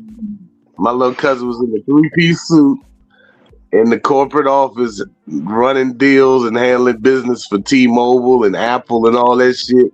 And then at 5 o'clock that night, that nigga was in cowboy boots, cut off jeans, shirtless, with a fan, doing a Beyonce concert in DC. I love him. The fan is crazy. Cold switch. They all got fans. They all got fans, yeah. Cold switch. You know how to cold switch. They know how to take the womanly qualities. That's not a cold switch. That's called a closed switch. Because think about corporate America. Yeah, the CEO or CCO most of the time is a male, but who's really doing the work? Their female assistant. She keeps the calendar in order. She keeps this, that, and the third going. So they take those qualities of organization and they apply it from a male perspective, and that's how they get their credit score up. And because males get paid more, they get that money plus, step your hustle up. That's what you got. Look, I be looking like they be on it. Whoever. Well, I'm not trying to hustle that way. I think they was right. I think they're right too. They said, people were still mad in the 80s and 90s. We just didn't have social media for everybody to be able to express how mad that they were. Exactly. Yeah. Well, see, the thing was with the thing is back then, it was like you could be mad, but social media just gave you a platform to fight back. Mm-hmm. But the only thing about social media fighting back on social media is a lot of people hide behind not being able to have access to say something to that person's face. So like, they show wouldn't say it in person. Yeah, you sure enough wouldn't say it in person. Mm-hmm. And I mean, the thing is like even with the jokes and stuff that's being said, like when you go back and watch some 80s movies and go back and watch some of the 90s movies and how much they say gay or you a fag or you this or whatever, like it was all in fun. Like even with the Wayans brothers, they did all of the gay jokes and stuff in the world. Nobody's gonna cancel them. I mean, but there was a rule back then. It was like remember the Eddie Murphy rule? How he can run around say that F-bomb all day on Delirious and Raw?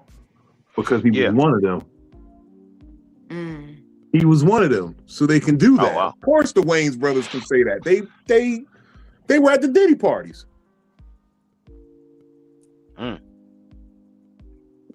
You know what I'm saying? Marlon said he caught Jamie Foxx walking out the Diddy party. I know you was there because I was there. Sean's always been questionable with the gay, with the shit. All of his scary movies he was playing the gay dude. Yeah. Shantae is a lesbian. Listen, even the one coming up, he dressed like the boy that was in church talking about, I'm not gay no more. They was like, he got that outfit on. I'm delivered. In the movie. Yeah, I'm delivered. Yeah, he dressed like the I'm delivered dude and the scene from Sinners or some shit. That next scary movie that's about to come out. It's already. I got a disclaimer. The night that he did that, I was there at the service. The night that he did that, I was there. Well, he's like, I'm delivered. I'm not. I was there the whole week. I was there the whole week. It was a conference. I was there the whole week. That dude walked around. He was trying to be seen, and he used that as a moment to be seen. Because like he had like the craziest outfits on all week. I was like, yo, who is this dude that's walking around here with these? This dude had a Aladdin outfit with the little shoes that curl up. He had the Indian shoes that curl up in the front. The little bell on it. Yeah, some of them. And he had like the little genie hat. And then he had like a tight vest on. I was like, yo, this dude is weird as hell. And then I like this question that Jeremy just asked. Jeremy Watkins it is? Randy Watkins. He said, who would have to be at the Diddy party for you to go? Jesus. I was about to say the same thing. That's how I know you my brother. Something about the name Jesus.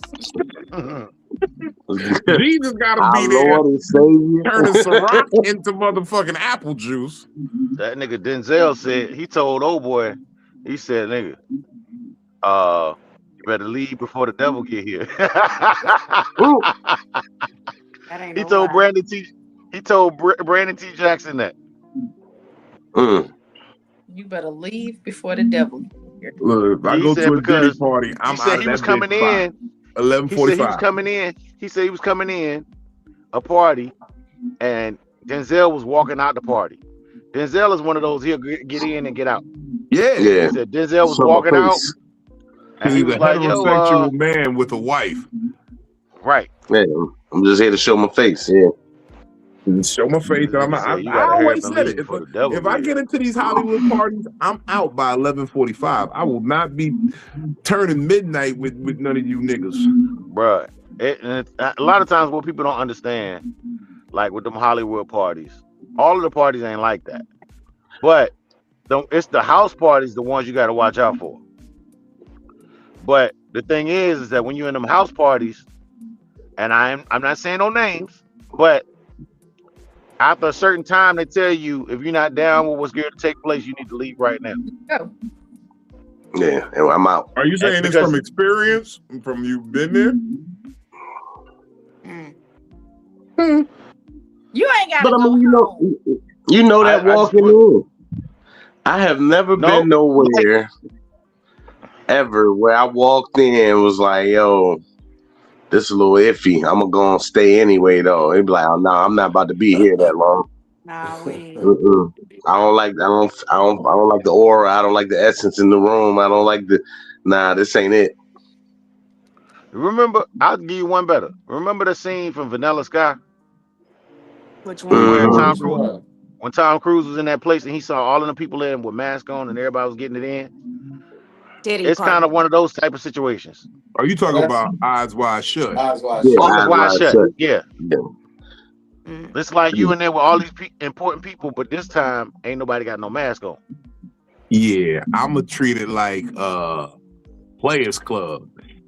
Everybody don't want to get shot. Oh, you coming in the wheelchair?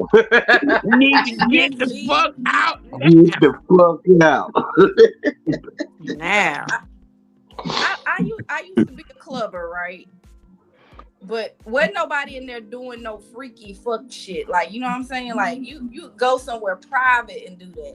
To know that something was gonna turn freaky. Like, why would I want to stay like that anyway? I done You been know, through some some people, shit. you know, some people just want to be a part of something. They want to be there I don't want to to. If I Some people like dick residue. Wonder cheese. That's disgusting.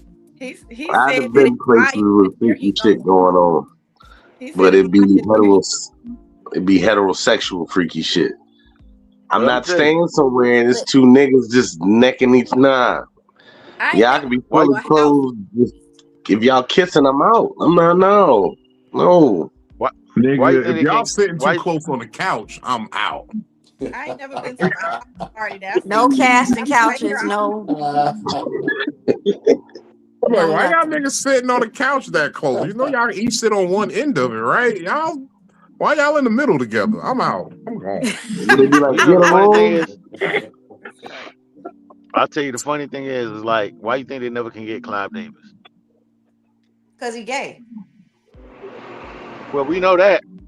But the reason they can't get him is because anytime they have a Clive Davis party, there's no camera phones, no phone, no video footage or nothing. You don't have no video footage or nothing at Clive Davis parties. They don't allow it. So you think his parties like Diddy? 10 times worse. Where you think Diddy learned it from? Yeah.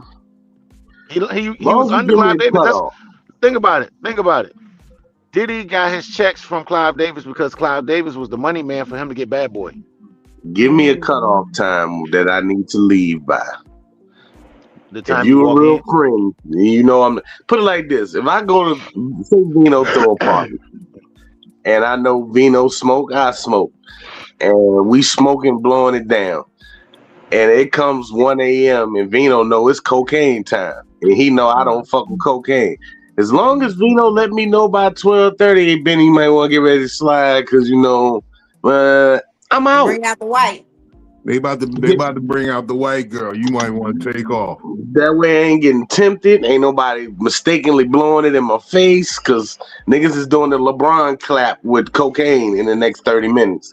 So it's time for you to slide, bro. A white girl did that to me at a rave. She was dressed like Harley Quinn and she blew cocaine in my face. She was like, man, I ain't, because I'm not going to subject myself to it. And I would hope that whoever invited me is cool enough or friends with me enough to know what I'm into and what I'm not into to let me know, hey, yo, about 10:30, you might want to get the fuck up out of here because that's when the gangster niggas come. Or that's when she blew that shit in my face, my lips went numb. I was like, Oh, hold on. New Laura Winslow or old Laura? Yeah. First of all, fuck Laura Winslow. Do not get me started on my Steve Urkel rant again. What's she do? Yeah. Definitely fuck Laura Winslow. Oh, God. First of all, Laura Winslow is exactly what black women today are. Steve Urkel was the top 1% of men in this world. And that bitch treated him and told him he would never, ever, ever, ever, ever have a chance. This nigga knew that he was not strong and stood up to a bully for her because every other nigga the bully pressed into school and said, don't ask her to the dance. This nigga was the smartest nigga. Steve Urkel in the 90s as a high school student regularly kept $1,000 on his person. He bought her tickets to see Johnny Gill. You know what that ticket was worth in the 90s? A lot. Steve Urkel was the top 1% of men, and she treated him like he was nothing. Like she had options. Bitch, you are a C- student with a fucked up hairline and teeth on top of teeth. You should be happy that man want to talk to you. Right. But then brought her to the house and sing to her directly. Yeah. Steve Urkel would have did whatever for that girl. I was so happy he found Myra. Myra was bad. She was better looking than Laura. She was so and young. This bitch got the nerve to this woman all over Steve Urkel because she know what type of man he is. And you over here saying I could do better. No, you can't. They used to burn her up when he was with Myra too. Yeah. Myra, rest in peace, Myra. Rest in peace, He Myra. only gave a fuck Yeah, when he she's was so Stephon. And he He had was to go with Steph. change him whole self to man, fuck Laura Winslow. Damn. But she was just she was a product of a lot of chicks that's just like her. Yeah, all the But chicks where in did she state. get that from? Her mom wasn't like that, and her grandma wasn't like that. Yeah, Her Harriet aunt knew she was was. ugly with black Sometimes gums. popularity can make you do things that you. Her aunt Sometimes that was. She need to look at her mama gums and say, okay, my gums gonna be that black one day. I need to lock down this Steve Urkel. But let's be real. Look at her now, I don't know what she look like now. I would never look at her. loaded. Look her up. She huge. She looked like Carl Winslow. She a big girl. So what you saying? She got a daddy stomach. But yeah, she picked that up from her aunt because her mom had a better sensibility about herself, and her dad had a better sensibility about himself. They was both worldly people, so it's like she picked that up from her aunt because her aunt was. No, and the she crazy picked part it up is, from her daddy. Because you remember Carl didn't like. Carl didn't like him. Carl just thought he was annoying. Yeah. Yeah. He liked him. He just thought he was annoying. Yeah, he was He broke a lot of shit. Never said no. but I'm gonna tell you who's bad now is it the little sister that was always up in the upstairs and never came back down. Yeah. She tough. Yep, they sent her What you were upstairs. saying, Phil? That's it. I forgot. No, man. Forgot. Yeah, Carl didn't hate motherfucking Steve. He just found him annoying. Annoying as hell. Yeah, he liked Steve. He was like, yeah, you should be with my daughter. You helping my son get through school. He made Eddie Winslow pass classes. But Laura told him he wasn't good enough. Wow. She didn't deserve Steve Urkel. Oh, I'm sorry. I didn't mean to go off on that tangent. My aunt. The funny shit, my aunt used to think that was them putting gay shit on TV, having Steve Urkel up there. And she was like, why he up there in them tight ass pants and them suspenders, knowing that he's older than that. And now it used to burn her up that they had him on national TV looking like that. And he used to be like, he's just a nerd, but she was like, that's a grown ass man. He would talk about that shit. He was like, they wouldn't let him work out. Like he had to stay skinny. Like he was to the point of malnourished. Mm-hmm. Like that Stephon character had to come about because he started developing muscles and like getting his physique as an adult. And playing the skinny kid. Because he balled his ass off. That's for damn sure. That's not gonna work though. This nigga made a whole dance. He inspired a whole dance. Oh yeah. This nigga got drunk and walked on a ledge. This nigga fought a bully for you, bitch. Yeah. He fought a fight he knew he was gonna lose. So ladies, don't be a Laura, be a Myra. Far too many Lauras, not enough Myras. That's the lesson of the day. I kind of thought that Myra was was Laura's best friend though. No. She came in, she thought this bitch was slipping. She said, oh, you missing a good man. You bugging. Stevie. And she said, oh, you don't think he's good enough. Let me show you how good he actually is. Mm-hmm. And it's funny because just like typical female stuff is that when you see somebody else getting the benefits that you once could have had, you get mad or get jealous. That's how I said that sucks. You losing out because you seeing the benefits you could have had. Mm-hmm. Now they sad. And that attention stops. When that constant attention is taken away, that burst of epinephrine. Epinephrine? No. What is it? Yeah. That one. Then when you get that I'm over here boost, tripping, man, because I want to put the disclaimer out there, like, hey, I still want to get some coochie, man. Y'all are bashing these women pretty hard, ladies. The thoughts and the views and opinion of that shouldn't stop Uh, you from getting no coochie. that That the don't shouldn't stop stop Psycho-Babble you. you. one, not mine. I still I want some coochie. I love y'all. That But ain't I gonna it's stop just, love I that y'all. mean, coochie. What's honestly, I it's no, just real. but It's just real. I understand what y'all saying about Laura Winslow. She did him Toxic. dirty, and a lot of women are like that. I don't know if you should just say black women. A lot of women can be like that, but you know, hey, She guys was need women toxic too. though. Who Laura? Mm-hmm. She had a bad attitude and a bad haircut. She did. And But she but was regular. And she regular. And she was the epitome of what these fake good women be. Like, she stole from her mother. She sold her grandmother's quilt.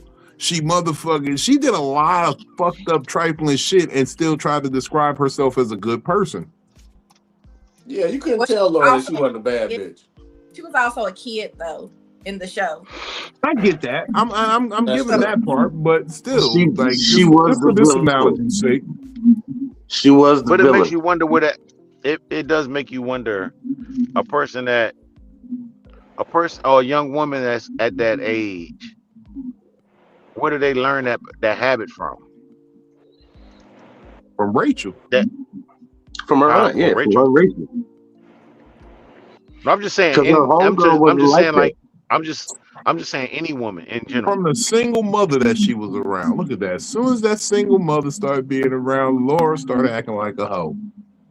Yeah, because she popped up with Richie out of nowhere. She just, But for argument's sake, wouldn't you say, well, wouldn't the lady saying, y'all correct me if I'm wrong, ladies started acting that way because they were saying the men were being dogs and men were leaving them to be single mothers. So they kind of got that attitude. They start doing this and snapping their fingers, and you can't tell me shit because you're not here. You're not helping. I'm raising these motherfuckers. I do whatever I want with my pussy. I would accept that argument if the tide hadn't changed. yeah. Because what ended up happening was women called us on our shit. They Yes. said you need to go to therapy. You need to search and figure out what's wrong with you. And by and large, men did that. We understand that most women have been sexually assaulted. We give grace and understanding that life is complicated and sometimes you get overstimulated and overwhelmed. And we went to therapy and we figured shit out. Yeah. And you know what we learned?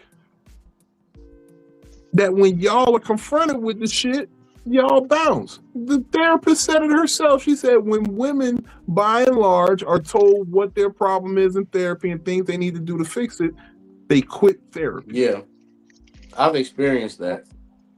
So in My that ex told me, instance, she said, why don't you go talk to that bitch? I ain't going back no more. You go be with her. She told me to go be with the therapist. I said, God damn. that's wild. Go be with that bitch. I ain't going back. She on your side too much. I said, it's not about taking sides. It's just... well, if you like what the bitch say that much, why don't you go be with the bitch? I feel like y'all done just had horrible experiences then. Yep. That's all Nah, I that's the mean. way it is out here. That's the way it is. You keep saying we have horrible experience. You're not even taking into consideration that you are the one in a million shot. Yep. You see, Kels And the is thing being is, quiet because Kels knows she guilty of some of this shit too. I mean, I am, but she That's she why I shot fuck with she you. That's why it's that Team Aries shit. Because you're gonna yeah. tell the truth. Unconditional love. she shot town Unconditional stepping love. around Guess this whole what? thing. Right at the end.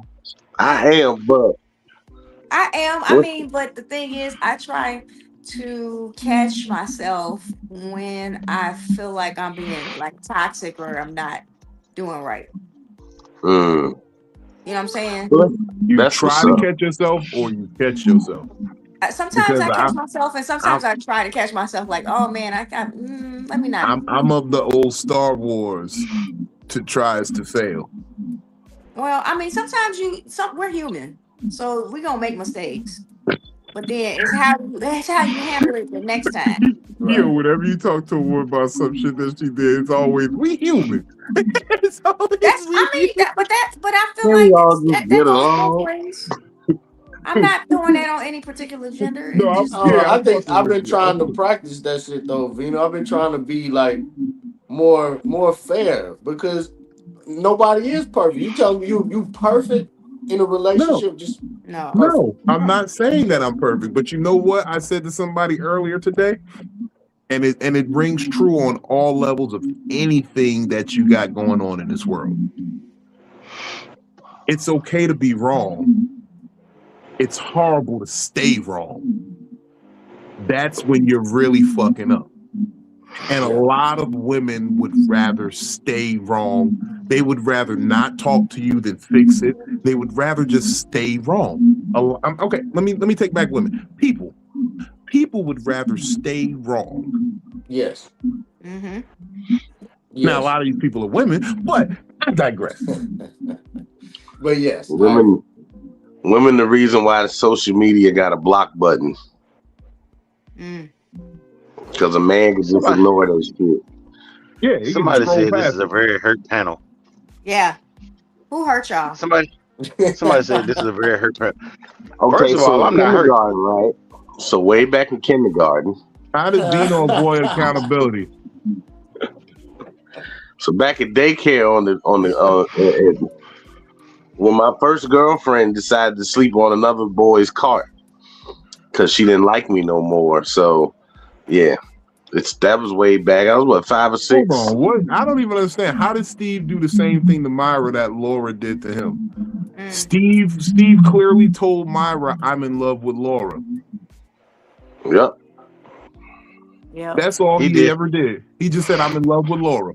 Gay. But he wasn't lying. He never lied to her. He never told her she didn't have a shot. He told her, "I'm in love with Laura."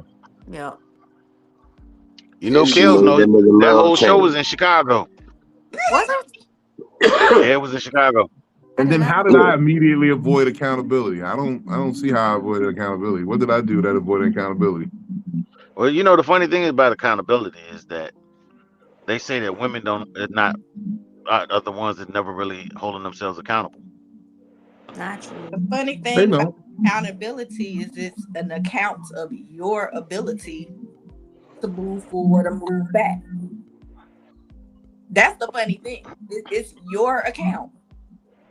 It's not anybody else's. You have to take accountability yourself before you But can. it's from a general perspective, though. Yeah. It's always said that women don't want to take accountability for their actions. But of course, you can, but you can pull a guy, you can pull a man out and say he's not being accountable for his actions.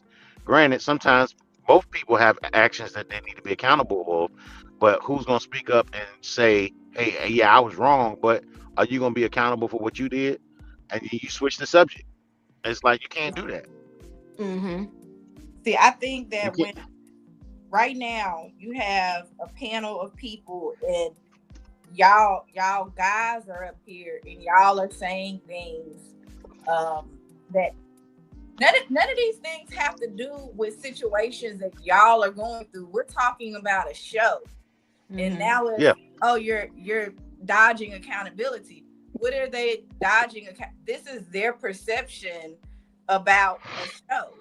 It has nothing to do with accountability itself. We're not sitting down talking about, hey, Vino, Benny, Polo, or Art had something happen and they did this.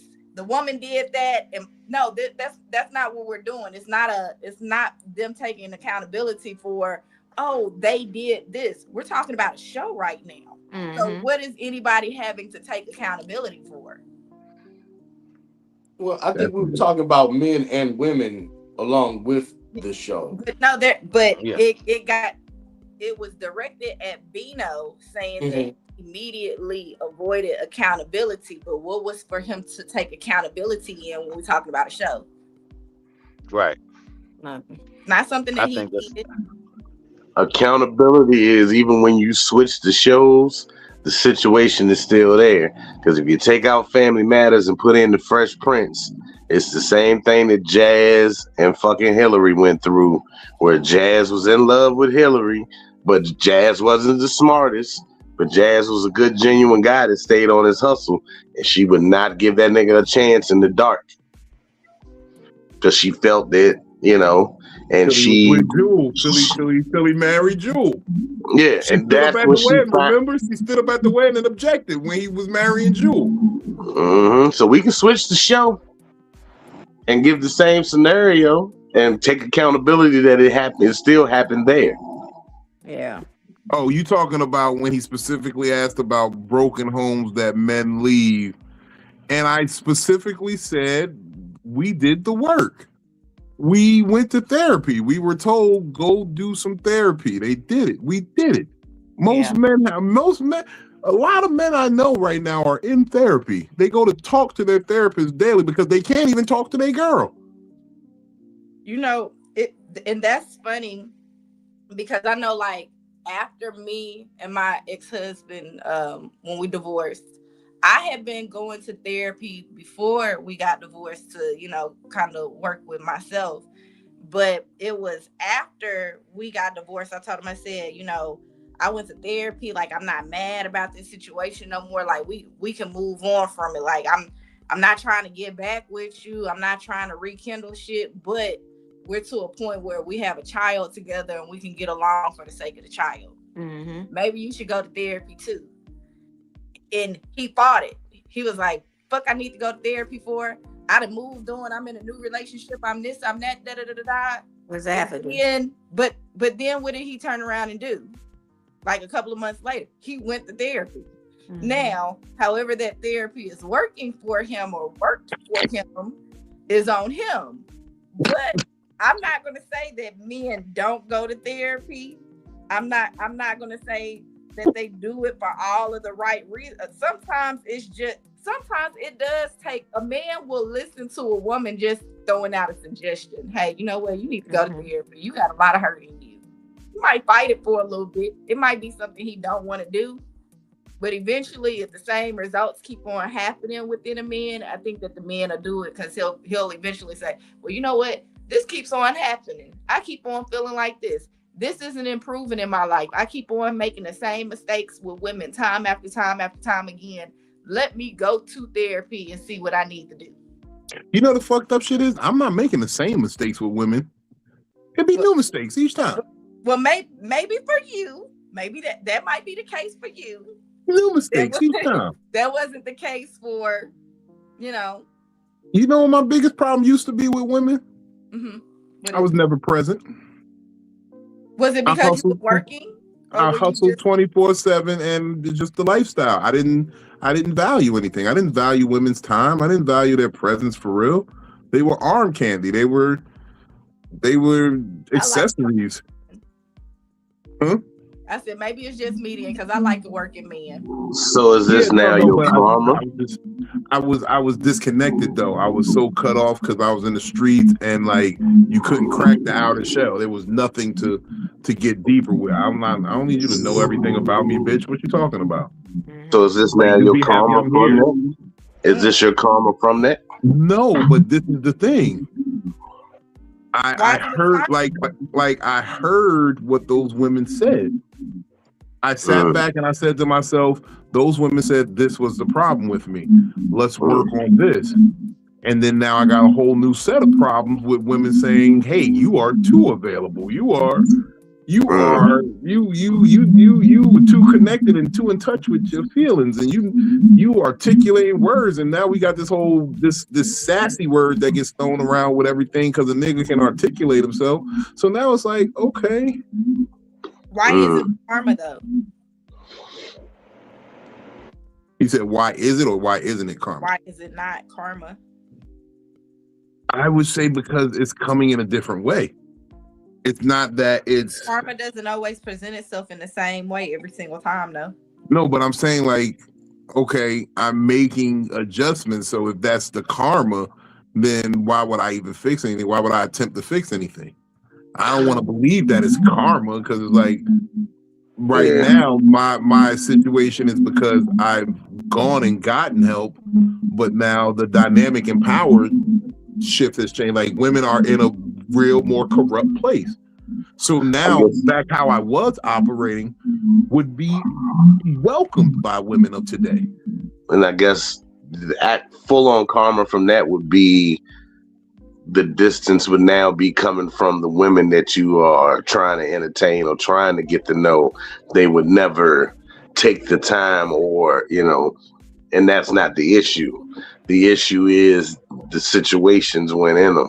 So yeah, the comedic side of it would be if the woman he pursued, if all of them were distant, if all of them didn't have time for him, and that's not the case. Some of them have time. They want to hump. They want to fuck. They just don't want no commitment. That's what it is. Karma doesn't always present it in the same way that you dished it out, though. Hey, look, and if it is karma, then so be it. I'm here. I don't knock it. Like, hey, it's my just due. I wouldn't run from it. Yeah. But what I'm saying is, like, I think a lot of people think about karma like that. Like, well, it's not happening like that. Like, this is not. No, it might not be happening the same way that you gave it, but it's okay. Happening. Well, back then you didn't have time for people, but now in today's age, what you might hear is, well, I don't have the mental capacity to hold a man. So you didn't have time, but now the karma is, I don't have the mental capacity to hold you. Well, that's why I said it's boiling down to a woman thing, because if that's the case, that's what these women are saying. It's because it's a general, I don't want to have to consider anyone. Like, we've been over this conversation before. That is generally the sentiment of most women nowadays. I gotta think about this nigga every day. I gotta talk to him every day. I gotta consider how he feels every day. Do you not think that women felt like that back then? Like, damn, he don't want to talk to me every day. Damn, he don't think about me every day. Damn, he don't want to call me. It's just presenting itself in a different way, but it's really the same thing. Well, I'm not gonna say that wasn't my problem. Like, I would talk to bitches every day. I'm a drug dealer. Of course I'm closed off. Like, that was the whole thing. Like, bitch, I'm a drug dealer. I'm a dope dealer. I got thousands of dollars I'm making every day. I motherfucking got niggas trying to rob me. I got the police trying to bag me. I'll talk to you when I get there. Yep. I'll see you when I get there. It's not even that I was like a nigga who was running around like cheating on bitches. I'll see you when I get there. We got tonight. We ain't got to talk. You know what I'm saying? There was always still time carved out for these women. And I just think that karma looks different to different people. Yeah. And it's presenting itself differently, because back then you didn't have time because you were making time for something else. Yeah. Ladies, let me ask y'all something. And you weren't doing it. And let me say that you were a drug dealer, you were a dope dealer, right? So you made time to, although that's how you made your living, that's how you made your money, that's how you made sure you was able to take care. But it wasn't in a legal way. It was in a way that could have caused harm to her. It was in a way that could have put her in a jam had she been out with you and you running around with drugs. Like, there's a lot generally why I didn't do it. So when you weren't ready, she was ready. And now you have all of, I feel like there's a lot of times where, especially when I was younger, and I just feel like maybe my mindset hasn't changed, because again, I'm a lover's girl. I love love. I'm not meant to be by myself. Okay. I'm just not. That's how I feel. Like, I want a man that wants me just as much as I want him. And I want us to be able to come together and just do the damn thing. Right. But I know that there's a time where I wanted something and that man wasn't ready yet. And now you are dealing with a lot of hurt women that may be my age that are not ready to settle down yet because they got hurt when they were ready. So now you just have like a lot of roles being reversed. You got too many people leading back to the conversation that was at hand. Too many people trying to control when somebody is ready and when somebody isn't. Yeah. I'm ready now. So bitches, y'all need to get in line now. But those bitches or whatever they were probably treating you the best. You've talked about it, Vina. I mean, they weren't. There was hoes. You talked about one woman. Okay. I did. I talked about who I would have let have a baby. Yes. She said, "I'm ready now." So bitches. No, if it would have came down to it, and she would have lived, and that baby would have came out, that would have been it. That was the end of the game right there. That was the end game. I'd have married that woman. Yeah. But that wasn't in the cards. Now I do say all the time the karma has caught up to me where I used to do that Jedi mind trick and walk them women into the clinic. And now it may never happen. Yeah. So I gotta live with that. Yeah. But like I said, walk to the clinic and not give a fuck. I mean, yeah, like I said, a lot of it was the Jedi mind trick, and that was my little proof of how I proved that y'all wasn't really fucking with me. Because I told you how I used to trick them into going. I put pressure on them to be a good woman. That's how I would trick women to go into the clinic. To go get that procedure, take care of that. I'd say, you know what? I'm so happy you're pregnant. I think we should get married. I think we should stop all this shit. We should give up all this bullshit we doing. Let's just me, you, God, and this baby. But you don't think that people were smart enough to catch on that was game as well? No. I saw the fear in these bitches' eyes. Okay. I saw the absolute fear. What you mean, me, you, God, and a baby? Why God got to be involved in this? Because my child will be raised properly. So then that's when it goes back to the women that you were dealing with then. Because for you to stick your dick in me, nut in me, get me pregnant, and then I don't know how long you had known these women or had been dealing with these women, but there was no way that a man, once he found out that I'm pregnant, that I'd be like, that he would say something to me like that, and I would either catch that for game or be like, oh no, like he's being serious. No, you're missing what I'm saying. I didn't miss what you said. I heard you. Kel, hold on. Kel's got to go real fast. Kels, talk to him real fast. Tell them what you got going on. Tell them where they can find you. Well, we have me and Big Vino have Big Aries Energy April 1st at the Virginia Beach Funny Bone at 7 p.m. So please get your tickets today on the Funny Bone website. Go to the Funny Bone website so we ain't got no discrepancies. Not now, but right now. Be ready now, bitch. Be ready. Don't tell me what you're gonna do the day of the show. Don't tell me you about to go get it. Go get it now. JG Wentworth now. So, but get them tickets, and we're gonna be in there in the building with Jonte and Alabama and Big Vino. And Hey, don't forget to tell them about Baltimore too. I'll tell them about it later. I'll tell them about it later. Don't worry. All right. I'll be in the building though. You will be. Kels, thank you for tapping in with us tonight, man. We appreciate you. And I love that you don't take me talking shit about these hoes personally. Not at all. Not at all. Bye. You know, you got an early morning. We'll see with you later. Yeah. All right. All right, peace. Bye. All right, we're going to continue the conversation. We got some time tonight.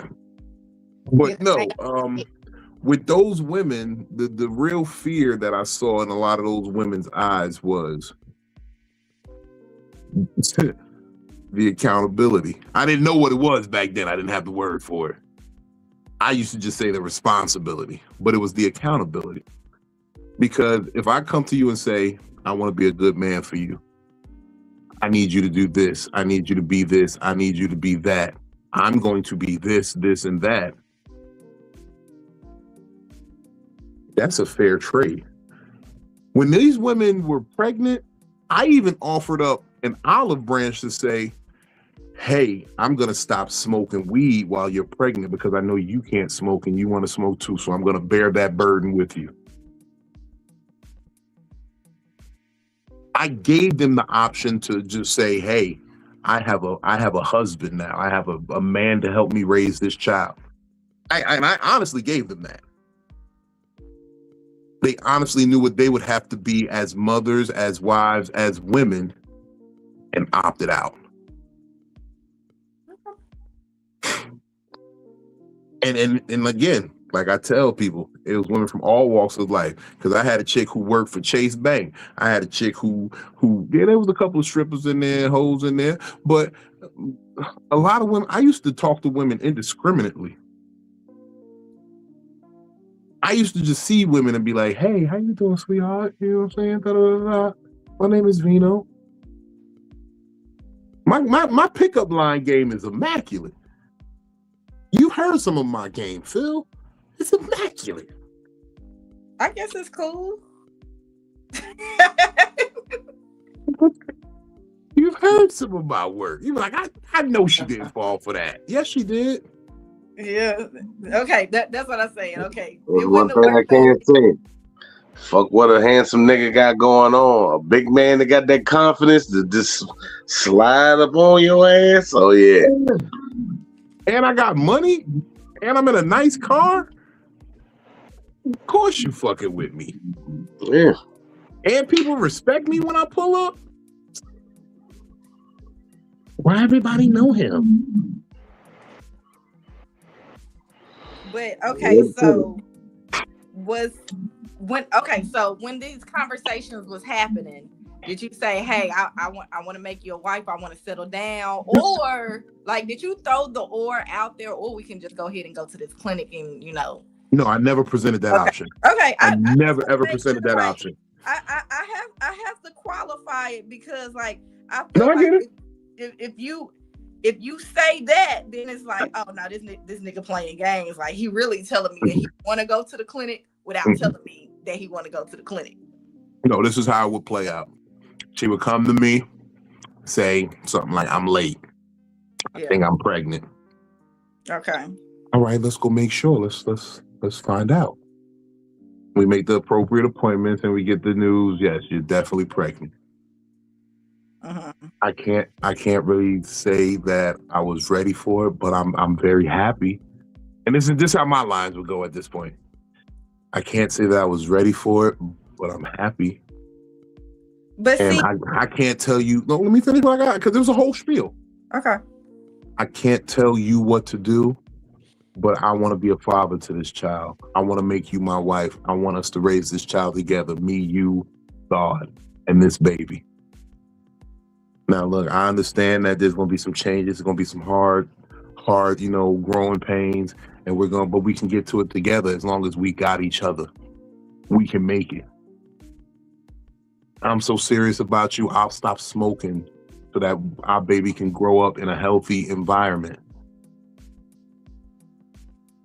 I'm so serious about now. Like, you give me a child, I will love you forever. And then that's when she started getting she started looking like her stomach hurt right there on the spot, like the baby kicking like her. But see, okay. I think I should just go take care of this. But even as you talk about and I'll be like, you sure? You sure that's what you want to do? Because I can't force you to do anything. I want you to really take your time and think about this. No, I don't even think I'm ready for all of this. Well, and then even as you're talking about this, the bitches paying for their own shit. You're calling it game. Like, you knew that it was game when you was doing it. And sometimes I think that you think that people are just that stupid to not realize. Like, you're talking about it and you're calling it game. It ain't game though.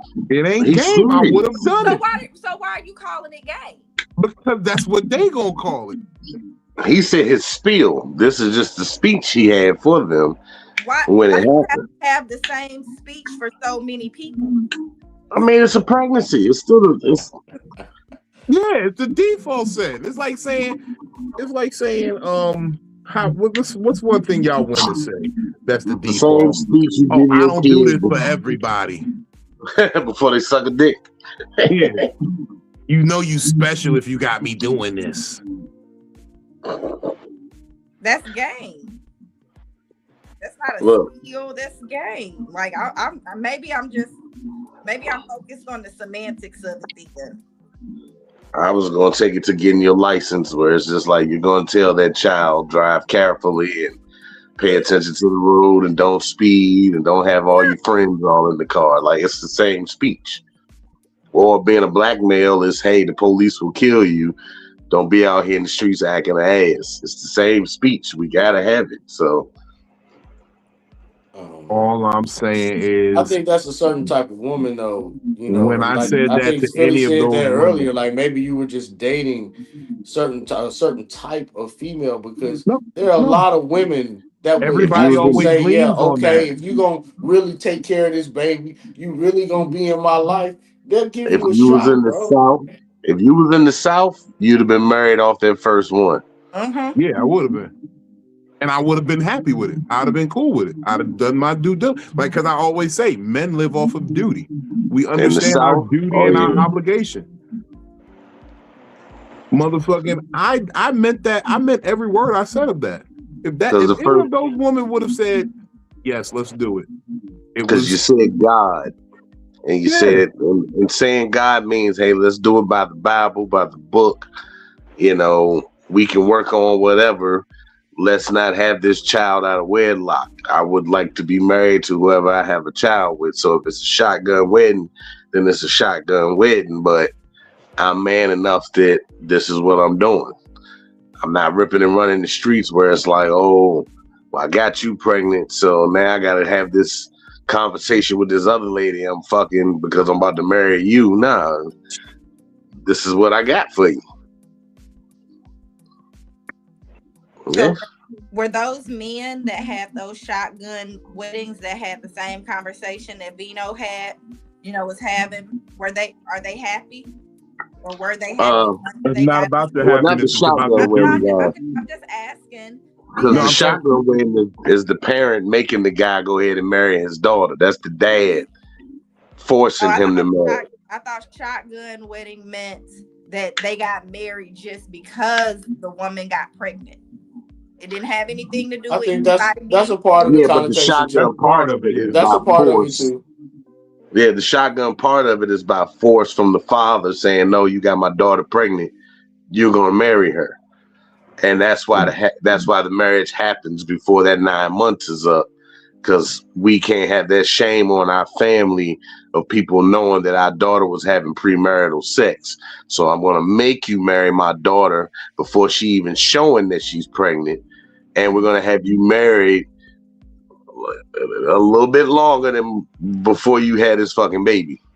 Yeah. And I'm gonna do that with my shotgun aimed at your ass, so you know I'm not playing. So, but to answer your question, not just because they were forced to get married, but because the person got pregnant. Okay. Yeah, but to answer your question, Phil, I'm gonna try to say this as delicately as I can. That's the difference between men and women. You see, you just asked about happiness. I did. Happiness don't matter. Happiness only matters to a woman. Obligation and duty is what counts with a man. It don't matter if we're happy or not. Are you fulfilling your duties? Are you fulfilling your obligations? But that's when men cheat. No, that's not. I know niggas who were fathers for years. They just sucked it up and took it. So they go to the bar, they drink, they come home, they mutter, and they go in that room or they go in a little man cave and they stay there. That was the stoic way that men did it before. It ain't about us being happy, it's about me taking care of this family that I've created. Well, that's changed now, men. Don't you think? Now men are like, I'm the No, they're prize. not. I deserve happiness. That's No, they different not. nowadays. No, they not. You talking If about the you 50s and the 60s and the No, 70s. I'm talking about men today too. You know how many men sacrifice for their woman? They just don't speak on it. They Well, don't you talk know what about the it things is? they sacrifice. I'm gonna hold you to one of the things that you say. A lot of men, when they cheat, they don't like to tell their friends. So maybe your friends ain't telling you that they cheating on their wives then. Maybe they not, but they taking care of their duty and they keeping it quiet. All the time, they feel like they don't have no peace. They going and they because all of these women or all of these wives are not getting cheated on just out of nowhere. Like in my situation, that he wasn't happy about something. Now I don't know. I didn't understand what he wasn't happy about. And then once I found out what he wasn't happy about, I was like, nigga, are you serious? But from what you told me about the husband cheating, kind of, I mean, you have the experience now to have caught that was going to happen in the hindsight. But it's like there were indicators that he was going to be that. Like women don't just get cheated on out the blue. There are indicators that man will cheat on you. It's all about being. Was gonna cheat. See, I also am a believer that just because a man treated you one way doesn't mean that they'll go to the next relationship and treat you another way. Because if that's the case, that's why I be saying like the women that you keep meeting, is the reason that you're meeting them is because of the way that you put yourself out there. Because if I believe that if a man was gonna treat me the same way that they treated the last bitch, when I hear you talking, you probably gonna get mad at me and pee in my wig. You probably gonna take money from me, or and I'm not. You gonna curse me out while I'm taking a piss and your wig laying in the bathroom? I don't know. I don't know what. You gonna call me all types of motherfuckers? I don't go into anything thinking that a man is going to treat me the same way that they treated the last bitch, because that's how I went into my last relationship. When I got married, he told me that the only reason that he cheated on his ex-wife is because she cheated first and that he was tit for tat. And I was like, well, hold on. I didn't cheat on you, so why did you cheat on me? You said that you're not a cheater. You said that you don't act this way. You said that you don't move like that. So now you're telling me that you cheated because you were unhappy about something. Can I say something real quick? Mm-hmm. But he told you right there he was a cheater. And you know how I feel about that. You don't say I cheated because you did that. You cheated because you're a cheater. Yeah. If you're not a cheater and somebody cheats on you, you leave them. So he told you from the beginning he was a cheater. You see what I'm saying? And like I said, I just didn't go based off of what he did to somebody else. Wait, so you believe once a cheater, always a cheater? Well, no, I believe that what you do is not based off of somebody else's, what they do to you. So, all right, let me say, and I had this conversation just the other day. If you're the type of person that is inclined to help somebody in danger, let's say you see a car on fire, you see somebody trapped in a car, you're not going to say, what is this person's background? You're just going to go to the car, help get them out the car. It's not going to be is this the type of person that would save me if I was trapped in the car? You're not asking these questions. You're just saying, there's a person trapped in the car, let me save them.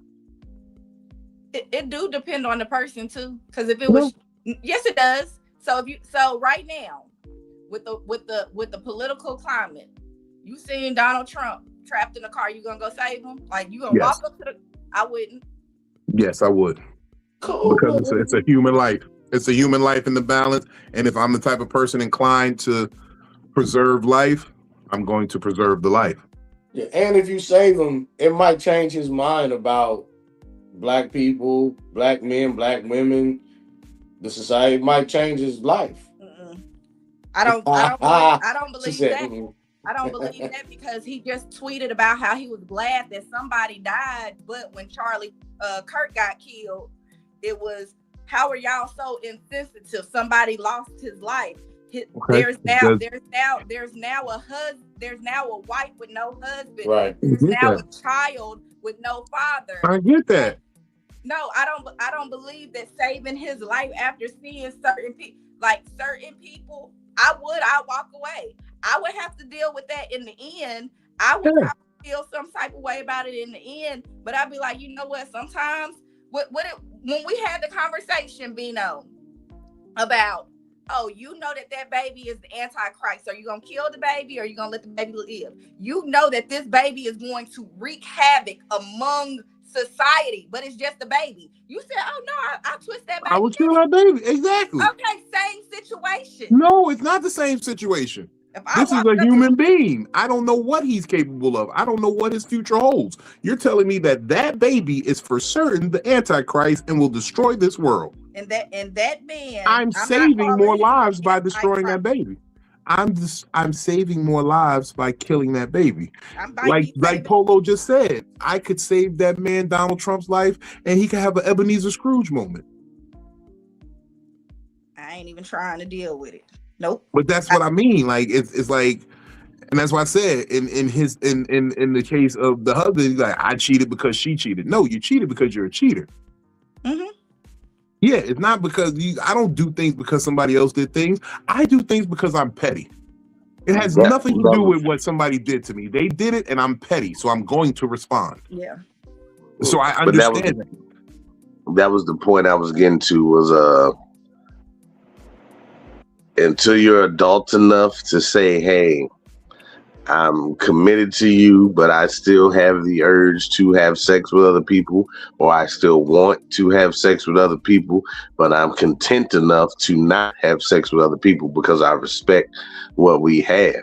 That don't take the need or the want away. That's just you being open and honest enough with yourself to say, hey, I'm making a conscious decision to not do it because I care for you in that manner. And if I ever feel that I can't uphold that anymore, I'm going to bring it to you. Hey, look, I've been fighting the urges for years and I can't no more. So it's better for us to just mutually separate before I cheat on you or whatever the case may be. But I went through that tit for tat stage before. But when you come to a realization of this is going to hurt somebody or this is going to destroy them if I do this to them, you have to make that choice to not do it or to continue to do it. So I cheated because you cheated. It's just, no, I still want to have sex with other people and I'm too scared to just say that to you because I'm scared that you're going to say, oh, no, I don't want to fuck with you then if you still want to fuck with other people. Yeah. Instead of being like, well, hey, okay, if me being honest with you and saying that I want to fuck other people, and you saying, hey, I can't fuck with you because you want to fuck with other people, you're being honest with me, then that's just what it is. Maybe one day my urges will go away, and I can come back and reapproach you, and you may be single, and we can do it the right way. But people don't want to be honest. Mm-hmm. The truth is the problem. The truth is always the problem, no matter what the fuck the situation. It always boils down to the truth and the lie. And that is a control issue when you can't allow people to make decisions based on the absolute truth. Mm-hmm. Controlling the very much so. Very fucking much so. It's also a selfish thing because you don't want to lose that person. You like that person so much that you don't want to lose them. You know what I mean? So you fucking... But you don't even have them for real because they're there under false pretenses. So you never really had them. They're there because they think you're something you're not. You turn the blind eye to the truth and you accept the lie because you're selfish that I'm not willing to let you go to truthfully be myself.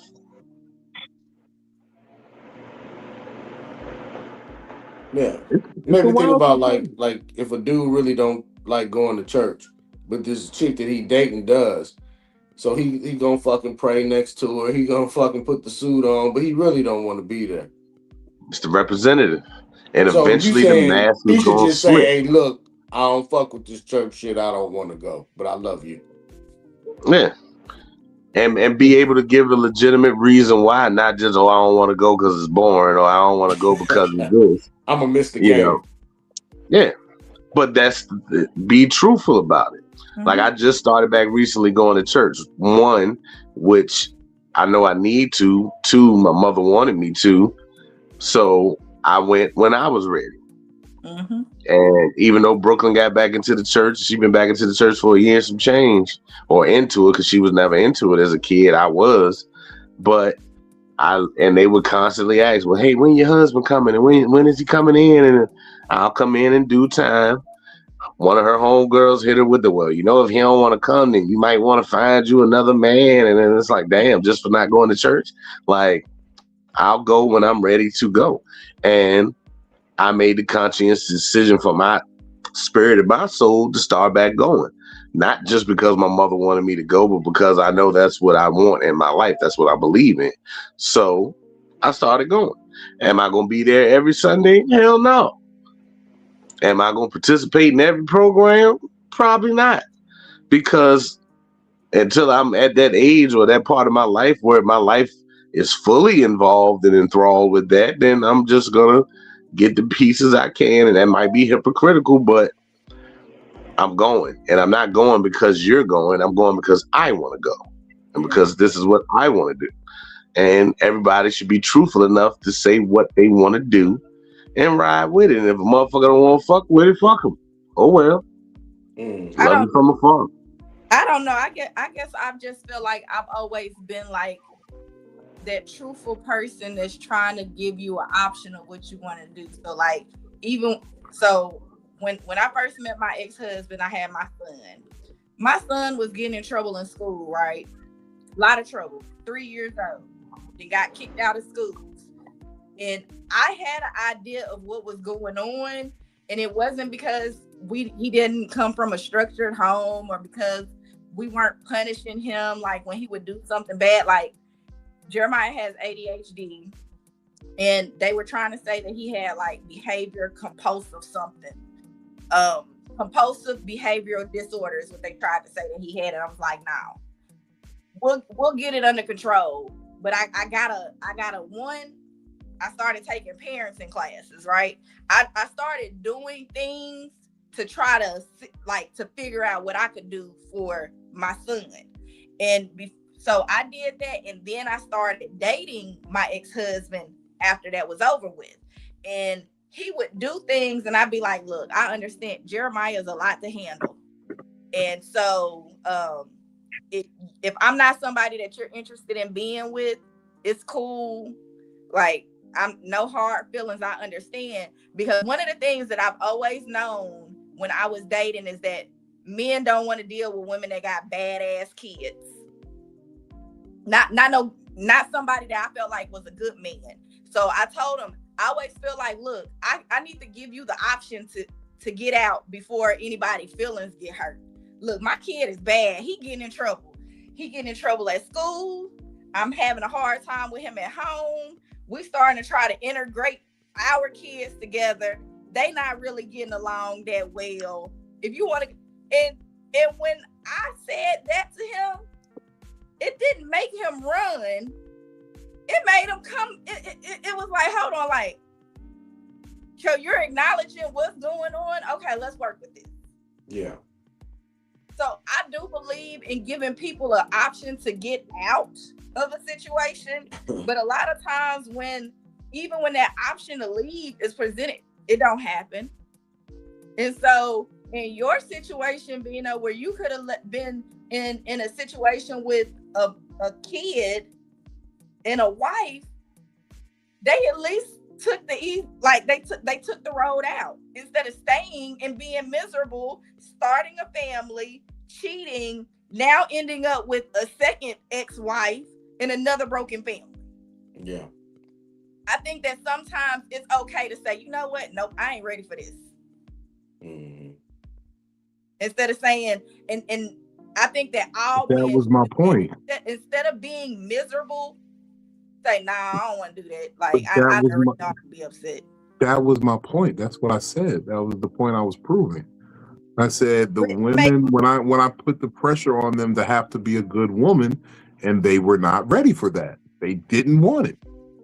So does that make a woman better for sitting up there saying, no, I ain't doing it?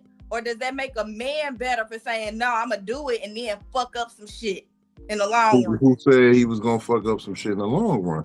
Well, that's my experience. I mean, that's your experience. That's true. But like I said, for most men, our experiences. Yeah, no, and that's what I'm saying. For most men, our experience is obligation, duty. Like, yeah, there are the few niggas that fall through the cracks with deadbeat dads, but for the most part, niggas know what they have to do when it comes to the kids. Now, it might have fell apart with the mother, but they're like, nah, I'm here for my kids. Mm-hmm. But it's a broken family. It's something that you don't even want. Not for lack of him trying. It was certain, like, women be going into this thing thinking like they're the perfect woman. Y'all be having y'all insecurities, y'all quirks, y'all traumas, the shit that y'all got to work through too in relationship. And a man is sitting there saying, yo, I'm gonna work through it, I'm trying to be there, but then you insistent on, like, the moment you know you got a man locked in, you decide to say, let me see how far I could take it. That's what it feels like anyway. Let me see how far I could take it, because I know he's not going nowhere. Okay, so we have 2 other men on the panel. Is that how y'all feel too? Or is that just Vino's experience? Oh, you're not looking. Benny's about to break his neck. Okay. I don't know. That's another tough one for me. I gotta. I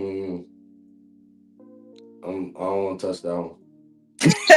No, I mean, you don't want to talk too real for him. I get you, Polo. I'm just asking to be honest, because like if that's something that's like a majority thing, like I never go into nothing telling anybody I'm perfect, because I'm still consistently working on myself.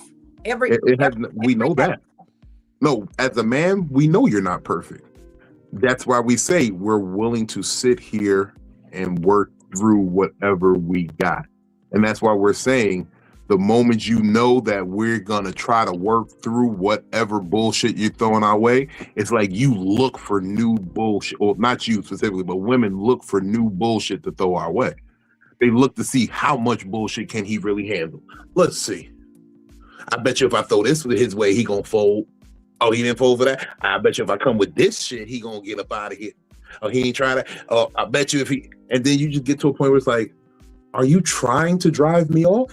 What are you doing? You're trying to hit me with every piece of bullshit, like shit that ain't even in your purview. You're hitting me with because you just want to see if I'm going to tolerate it. Like, give me an example. It don't have to be a real example, but I'm saying, are you talking about like verbal abuse? Like she won't stop talking shit to you? She talks shit to you in front of your friends? Like what? Give me an example. You're insecure about your body. I'm telling you, there's nothing that you can do, wear, be, that I won't love every inch of you, flaws and all. So now you just keep fucking with your aesthetic because you want to see what you can do that will turn me off.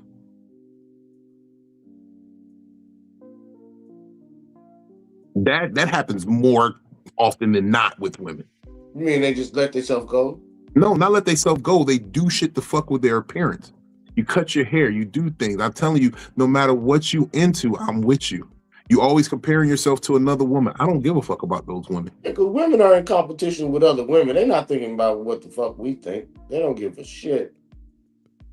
What are you talking about?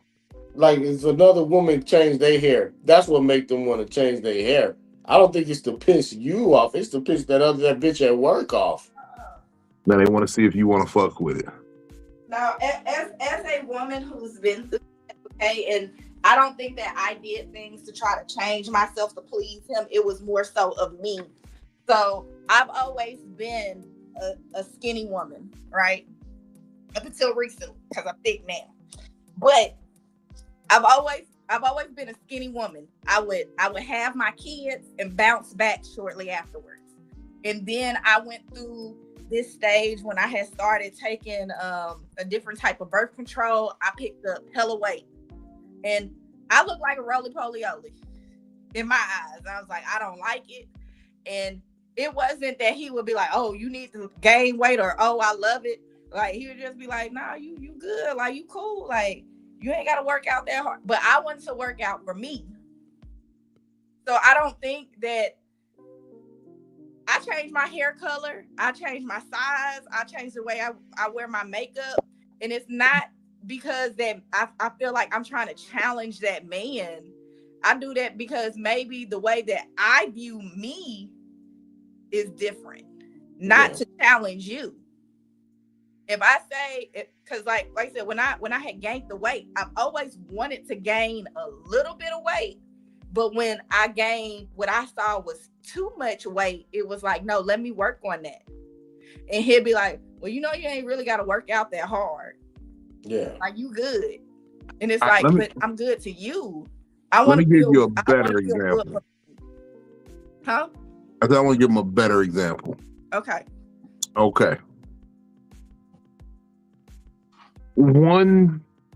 was a woman I was dealing with. And I told her it was nothing she was going to do that was going to make me leave. Love you forever. But she knew I had a good sex drive to me. So she decided she wasn't going to give me no pussy to see how long it would take to get me to cheat. Oh, she was just a bitch. Exactly. Like, no, you just got to call that for what it is. She was being No, a bitch. I get that. I get that. No, I get that completely. Okay. But this is what I mean by women will see when they know that you're locked in, they're going to see how far they can push it. Because they know you locked in and you're willing to work with them. Now, I never cheated on her. I just ended up saying, all right, well, look, if this is what it is, I can't do this. I got to, You remember when I told you about, I used to, somehow I'd end up with a man that would like my accent, right? And normally I'm cool like this, but apparently when I get mad and I get loud and I get like real into it, it would turn him on. And it was like he would pick arguments with me. So I kind of feel like it's the same thing. Like, it just depends on the person. I've dealt with people that be like, oh, I just really like your accent, like, but they not gonna sit up there and push me to a point where they feel like they got to start an argument with me to hear me talk a certain way. I love how women always say it depends on the person. And then you give them 40 examples of these types of people doing this. And then it still just depends on the person when you just giving them 40 examples of. Okay.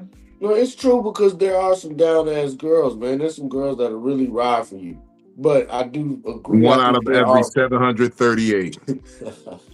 All right, so Philly, let me ask you something. Mm-hmm. Would you prefer to be in a relationship or date a guy who is working all the time?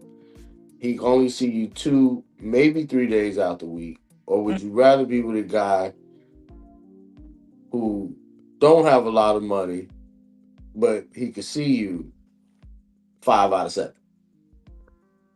I already know what you want. Yeah, I do. I like a working man.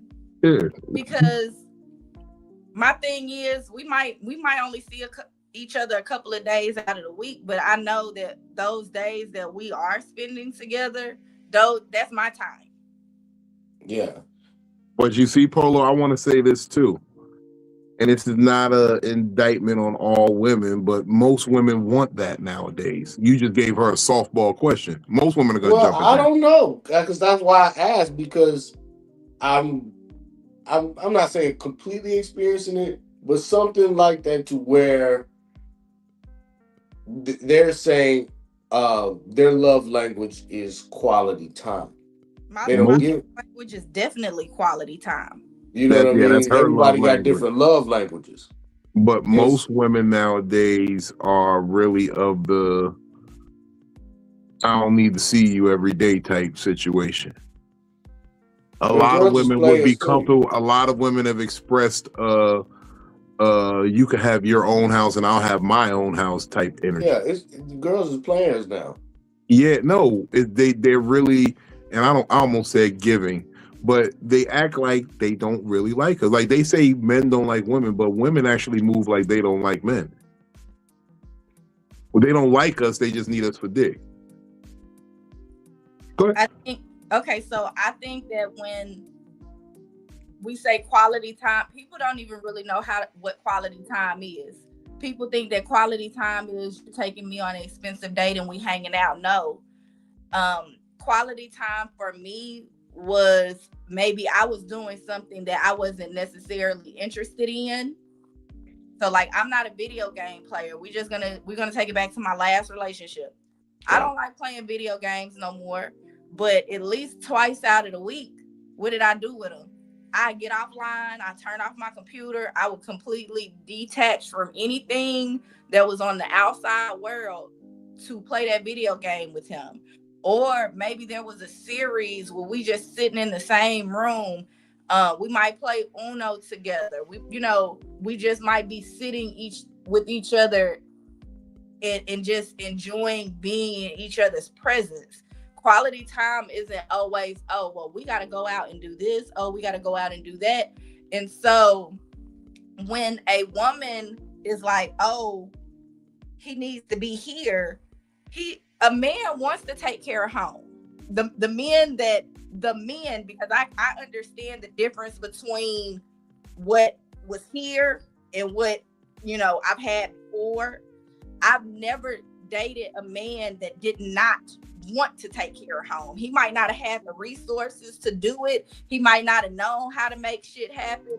But men that I've dealt with, they want to work. They want to make sure that the family is taken care of. They want to make sure that the lights is on. They want to make sure that there's food in the refrigerator. They want to make sure that heat and that air work when the heat or the air needs to work. They want to make sure that their kids got fresh clothes. They want to make sure that when we can do something, that they have the money to be able to do it for us.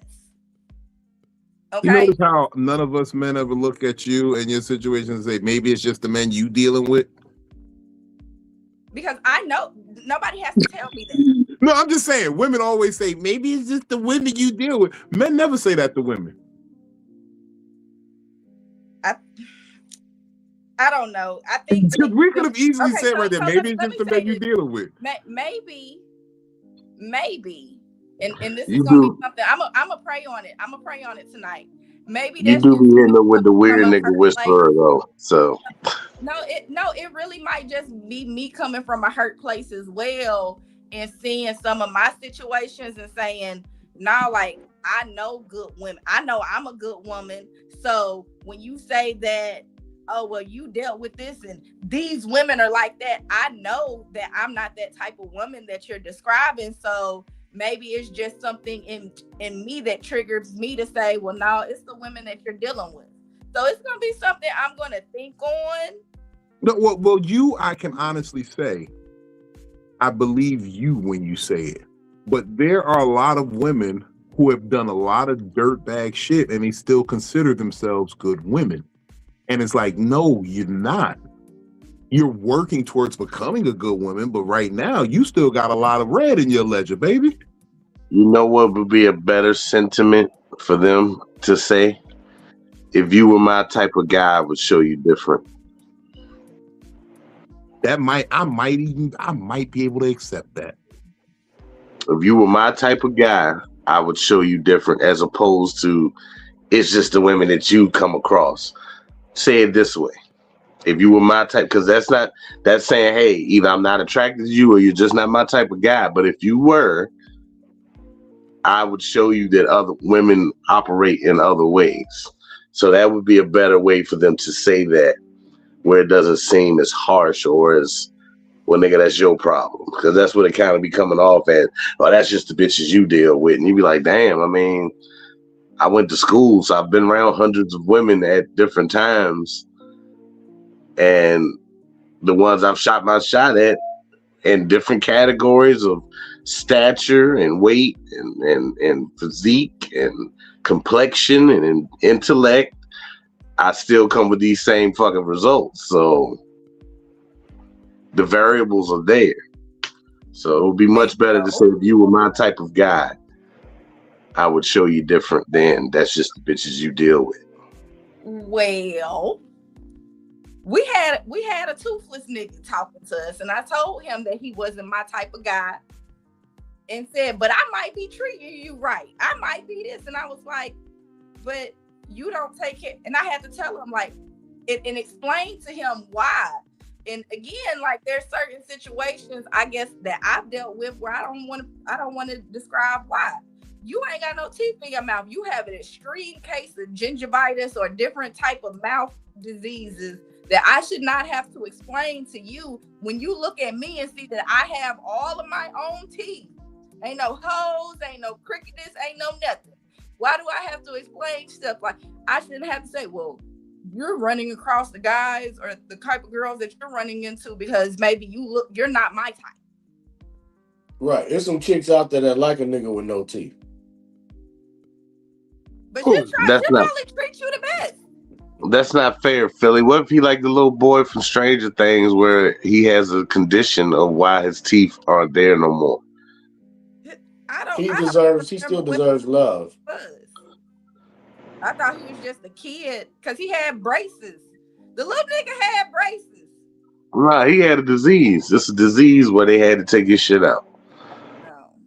Well, he that's like the little kids can just be having the caps on the sides and all the front shits is gone. We have to really talk about that. But that's not what's going on with this toothpaste.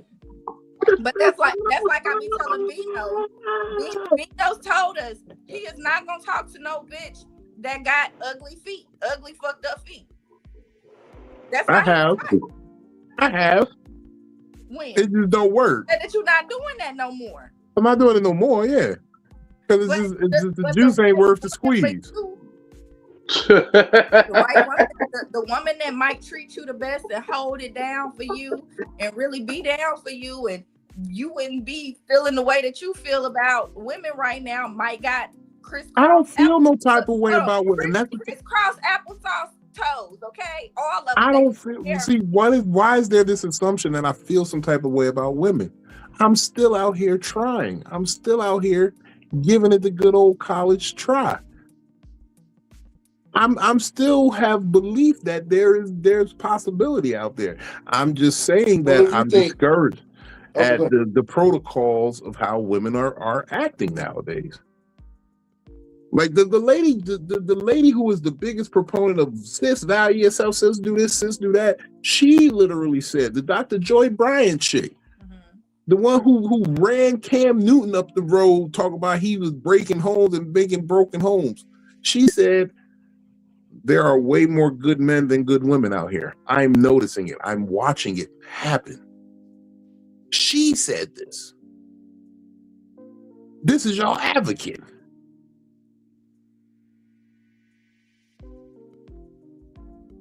She literally said, no, I'm seeing that men are getting their shit together. They're going to therapy. They're becoming accountable. They're doing the actual work, and women are falling off. There's a therapist right here in Richmond, Virginia, who says women, when confronted with their shit, quit therapy. Yeah. You talking about Ayanna Van Zandt? Well, no. The light-skinned shorty with she got the gray hair. I forget her name right now off top, but she broke that down. She was like, yeah, when I tell women what they got to do to figure that they might have some shit wrong. Even Polo just said it when he was going through it with his lady. Oh, she agreed with you anyway. Yeah. No, because men usually have their mind, like women be thinking they're gonna go to couples therapy and that doctor just gonna take their side, and it'd be like, no, ma'am, you're very much out of pocket. It goes back to that 80-20 shit I was telling you about Philly, where women think that 80% of what they need in a man, like if they had 80% of what they want in a man, it's not enough. They don't even consider that most men only have 60% out of what they need out of their woman. That's why men would be happy. That's why men would be ecstatic with 80%, because most of us are only getting 60% of what we want out of a woman. You remember, I broke it down and I made it simpler than that. If you don't remember, I was like, if you meet a man and he looks like he has all of your aesthetics, morally there's going to be something off about, like, I don't believe that you're going to get 100% of everything that you want from your partner. I'm sorry. Like, if you want a man that looks really good, he probably going to have a really, really fucked up way of thinking. There's going to be something off about him morally, mentally, emotionally. Like, it's just going to be. And then if you find that man that is morally, emotionally, physically there, like, the appearance wise, he probably is not going to be what you want physically, like appearance wise. Okay. I don't think, hey Ronzo, if you have time, I'll send you the link. But I don't think that any of us get 100% in what we want in a partner if you was to put everything on a piece of paper. But if I could get at least 80, you're not even saying a low number. If I can get 80% what's on that paper, that's all I need. Yeah, that's pretty good. If I can at least get you to be loyal to me. If I can at least get you to be present with me. Mm-hmm. Okay? That's a lot right there. Be loyal. There's a lot of things when we talk about loyalty. There's a lot of things. There's a lot of different pockets that come in loyalty. That means you're not going to lie to me. That means that you're going to stick up for me. You're going to have my back. You might not correct me or chastise me in front of everybody, but when we get home, you're going to be like, hey, you was wrong about that. Yeah. But you're going to have me, right? I think that people, when they look at loyalty, they just be like, oh, that just mean they ain't going to cheat on you. No. There's a lot of things. There's different pockets and different folds and all of that people just don't really take into consideration. I'm loyal to you. I support you. I'm there for you. I'm that shoulder for you when you need it. And I think that we've just gotten to a point where men don't trust women and women don't trust men. Everybody think that everybody talking about everybody and everybody business all out there, and we don't know. Nobody know how to be loyal to nobody no more. Nope. The problem is people looking for the wrong part of trust. You need to trust that a person is going to be who they are. Yeah. If you will never have your trust broken if you believe. I trust that Polo is going to be Polo. I don't know Polo that well, but from what I've seen, pretty cool dude. So I trust that for the most part, Polo is going to be a pretty cool dude when I see him, when I come across him. You know what I'm saying? If a nigga looks sideways and shiesty, I don't know him. I can't say that he is sideways and shiesty, but I can trust that he looks as though he may be. So I'm going to approach him mindfully in that manner that this guy might be on some other shit.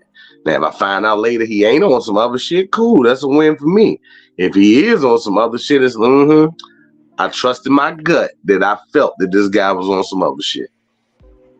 I want to ask all of y'all a question. And really think about it. How is it that we blindly trust a stranger to deliver our food safely to us? You don't even know their name. Mm-hmm. We don't trust the partners. We can't blindly trust our partners that we're choosing. Yeah.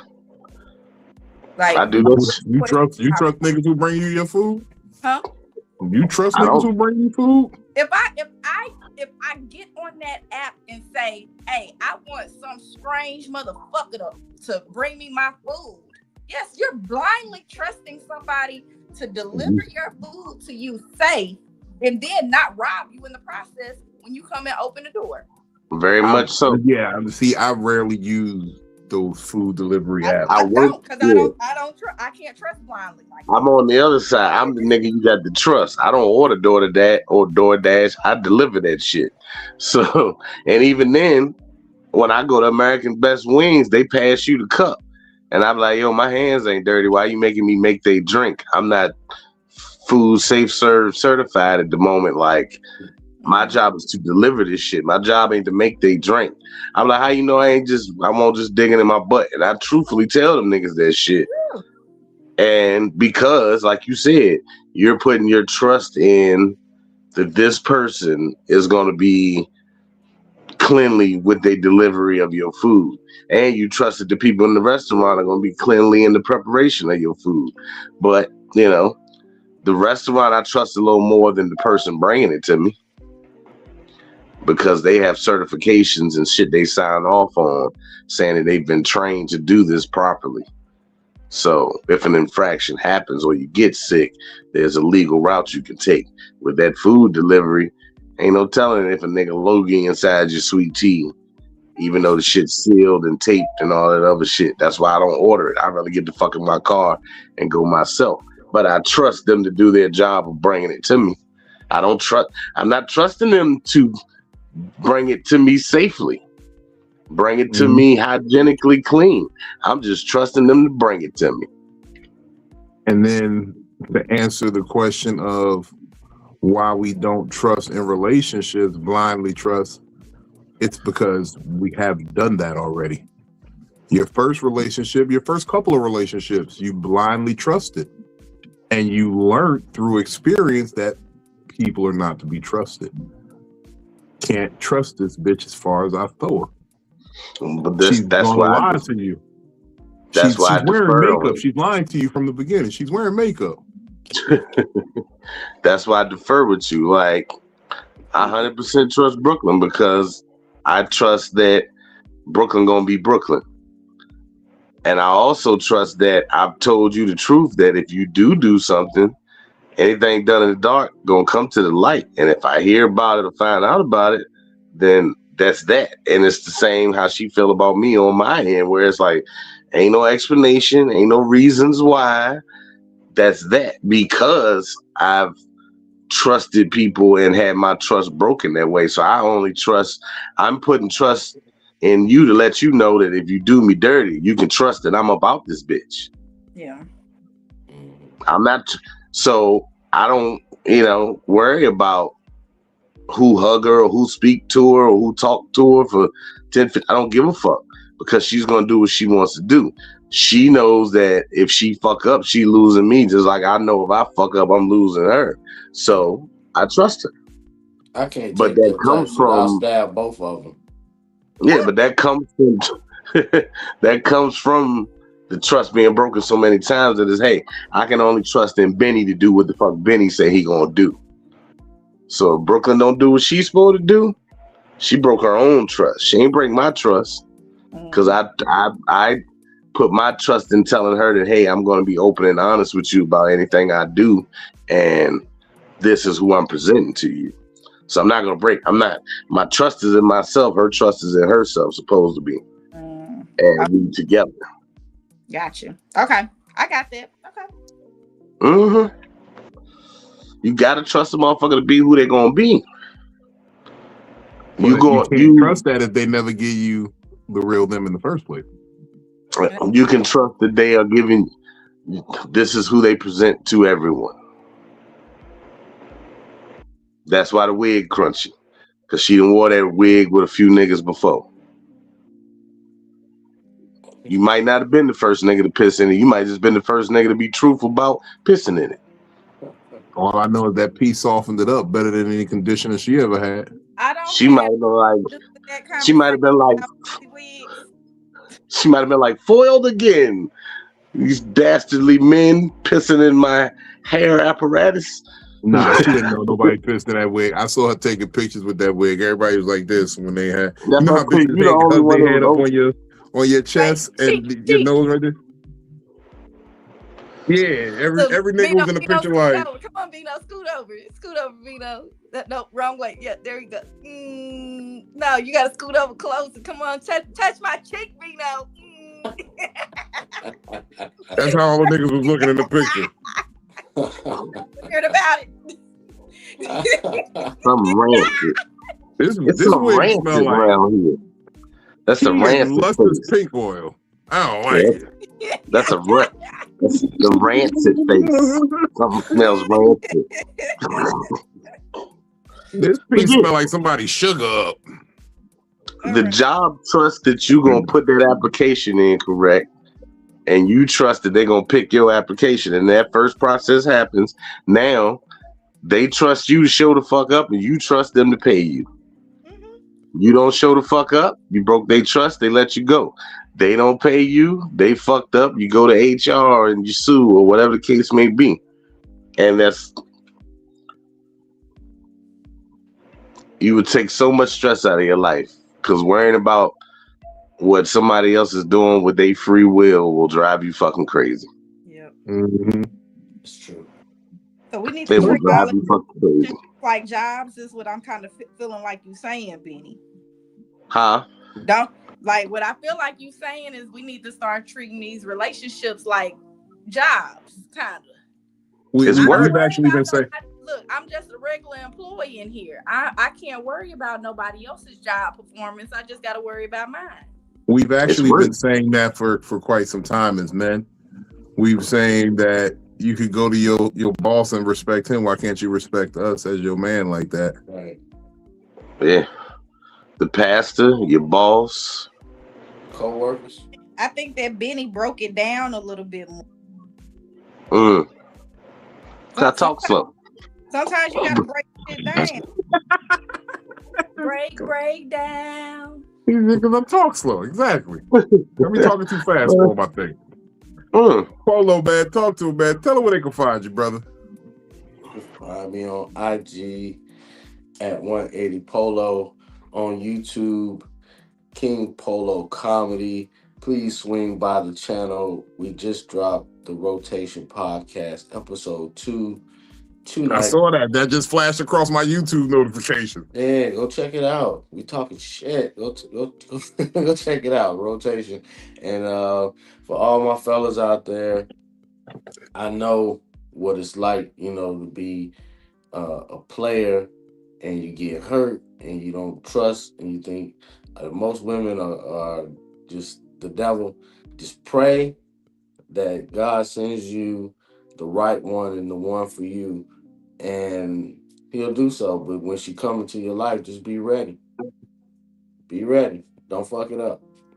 But she out there. 1 out of 700. She out there. 1 out of 738. Thanks, bro. I appreciate you, man. Hold on one second. Let's what's close out everybody. Benny. What's the YouTube again? For the joint? It's on King Polo. I think it's King Polo Comedy. Yeah, King Polo Comedy on YouTube. That way I can subscribe real quick. I'm gonna do that. Yeah, King Polo Comedy YouTube. And then maybe even put in the Rotation Polo Vino. I'm gonna send you the link. I got the link for it right here. I'm gonna send it to you. Oh, okay. All right. I was typing it on the PlayStation. I'll pull that shit up. But times of comfort and joy, everybody. It's comedian Benny Blanco Perry. You can follow me on all social media at Benny Blanco Perry. And grab some control, release some control. It's a give and take, it's yin and yang. I trust that Vino is a very petty person. So I know if I was to ever slight him on some other shit, which it ain't in my character to do that, but I trust that nigga would go all gas, no brakes on me. So I trust that of him, that I know he's that type of person. So you got to trust that people going to be who they present that they are. And that's it, man. Vino disrespectful. He tell niggas to pull their skirts up. Hey. Yeah. I said pull your skirt down. Down. Excuse me. Down. Excuse me. I said the you wrong lift it up. way. You lift it up to be hoatized. So you got to pull it down and cover yourself. Yeah, it's. Yeah, that's disrespectful. I slip into it every now and then. I be trying. This is the part of the game I be trying to tell people. This you don't want that version of Vino back. He's gonna tell you, hoe ass nigga, pull your skirt down. Yeah,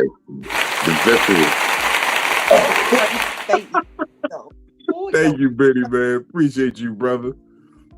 Phils, talk to him. Tell him what you got going on. you know, on Monday I didn't do it. And I was kind of upset with myself. Anyways, my name is DamnItPhilly. Y'all better say my name like Hank Hill, y'all. Okay. Damn it, Philly. Yeah, I didn't do it. I didn't do it on Monday. I caught myself afterwards. Y'all can find me on Instagram and TikTok at DamnItPhilly. Y'all can catch me here every Monday and Wednesday on Psycho-Babble, 9 p.m. Central Time. Okay. Y'all can also catch me on Fat Nigga Fridays. Whenever he does Fat Nigga Fridays, I'm gonna be in the building, most likely. Okay. I blame you because my voicemail is going crazy right now. I didn't do. I have been the quiet about it. Anyways, we still doing no man, no plan. I just be doing shit. My patio is done. We've been chilling on the patio. Please do not turn my phrase into no hoe shit. Turn it into something productive. It's too late. It's too late. Shit. I seen it on Twitter already. They do a whole shit. They using your voice to it too. I'm gonna send it to you. You got a Twitter? No man, no plan. I just be doing shit. Okay. And then I heard was no man, no plan. I just be doing shit.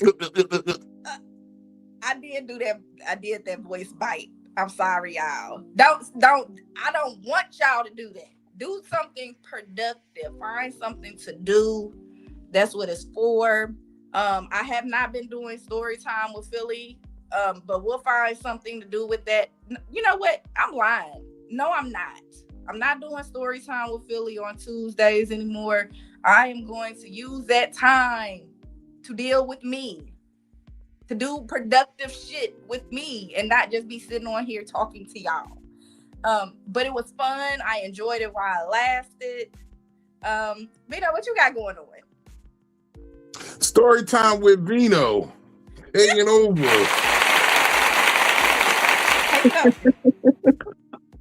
We got story time with Vino.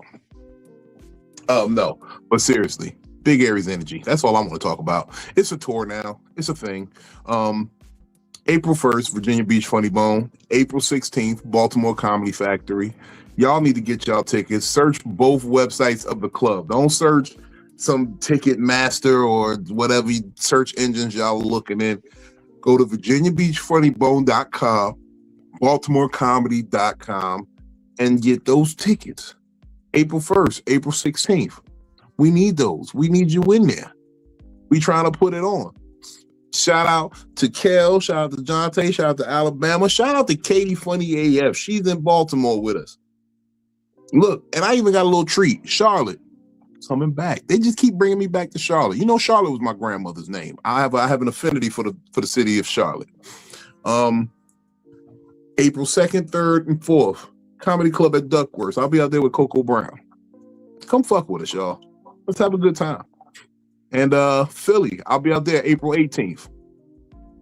Laugh House Philly. Come fuck with me. ComedicTherapy.xyz. That's all you really need to visit. Big Vino Comedy on all platforms. But Comedic Therapy XYZ. We get the last laugh. Shout out to the undefeated. High hopes and whatnot.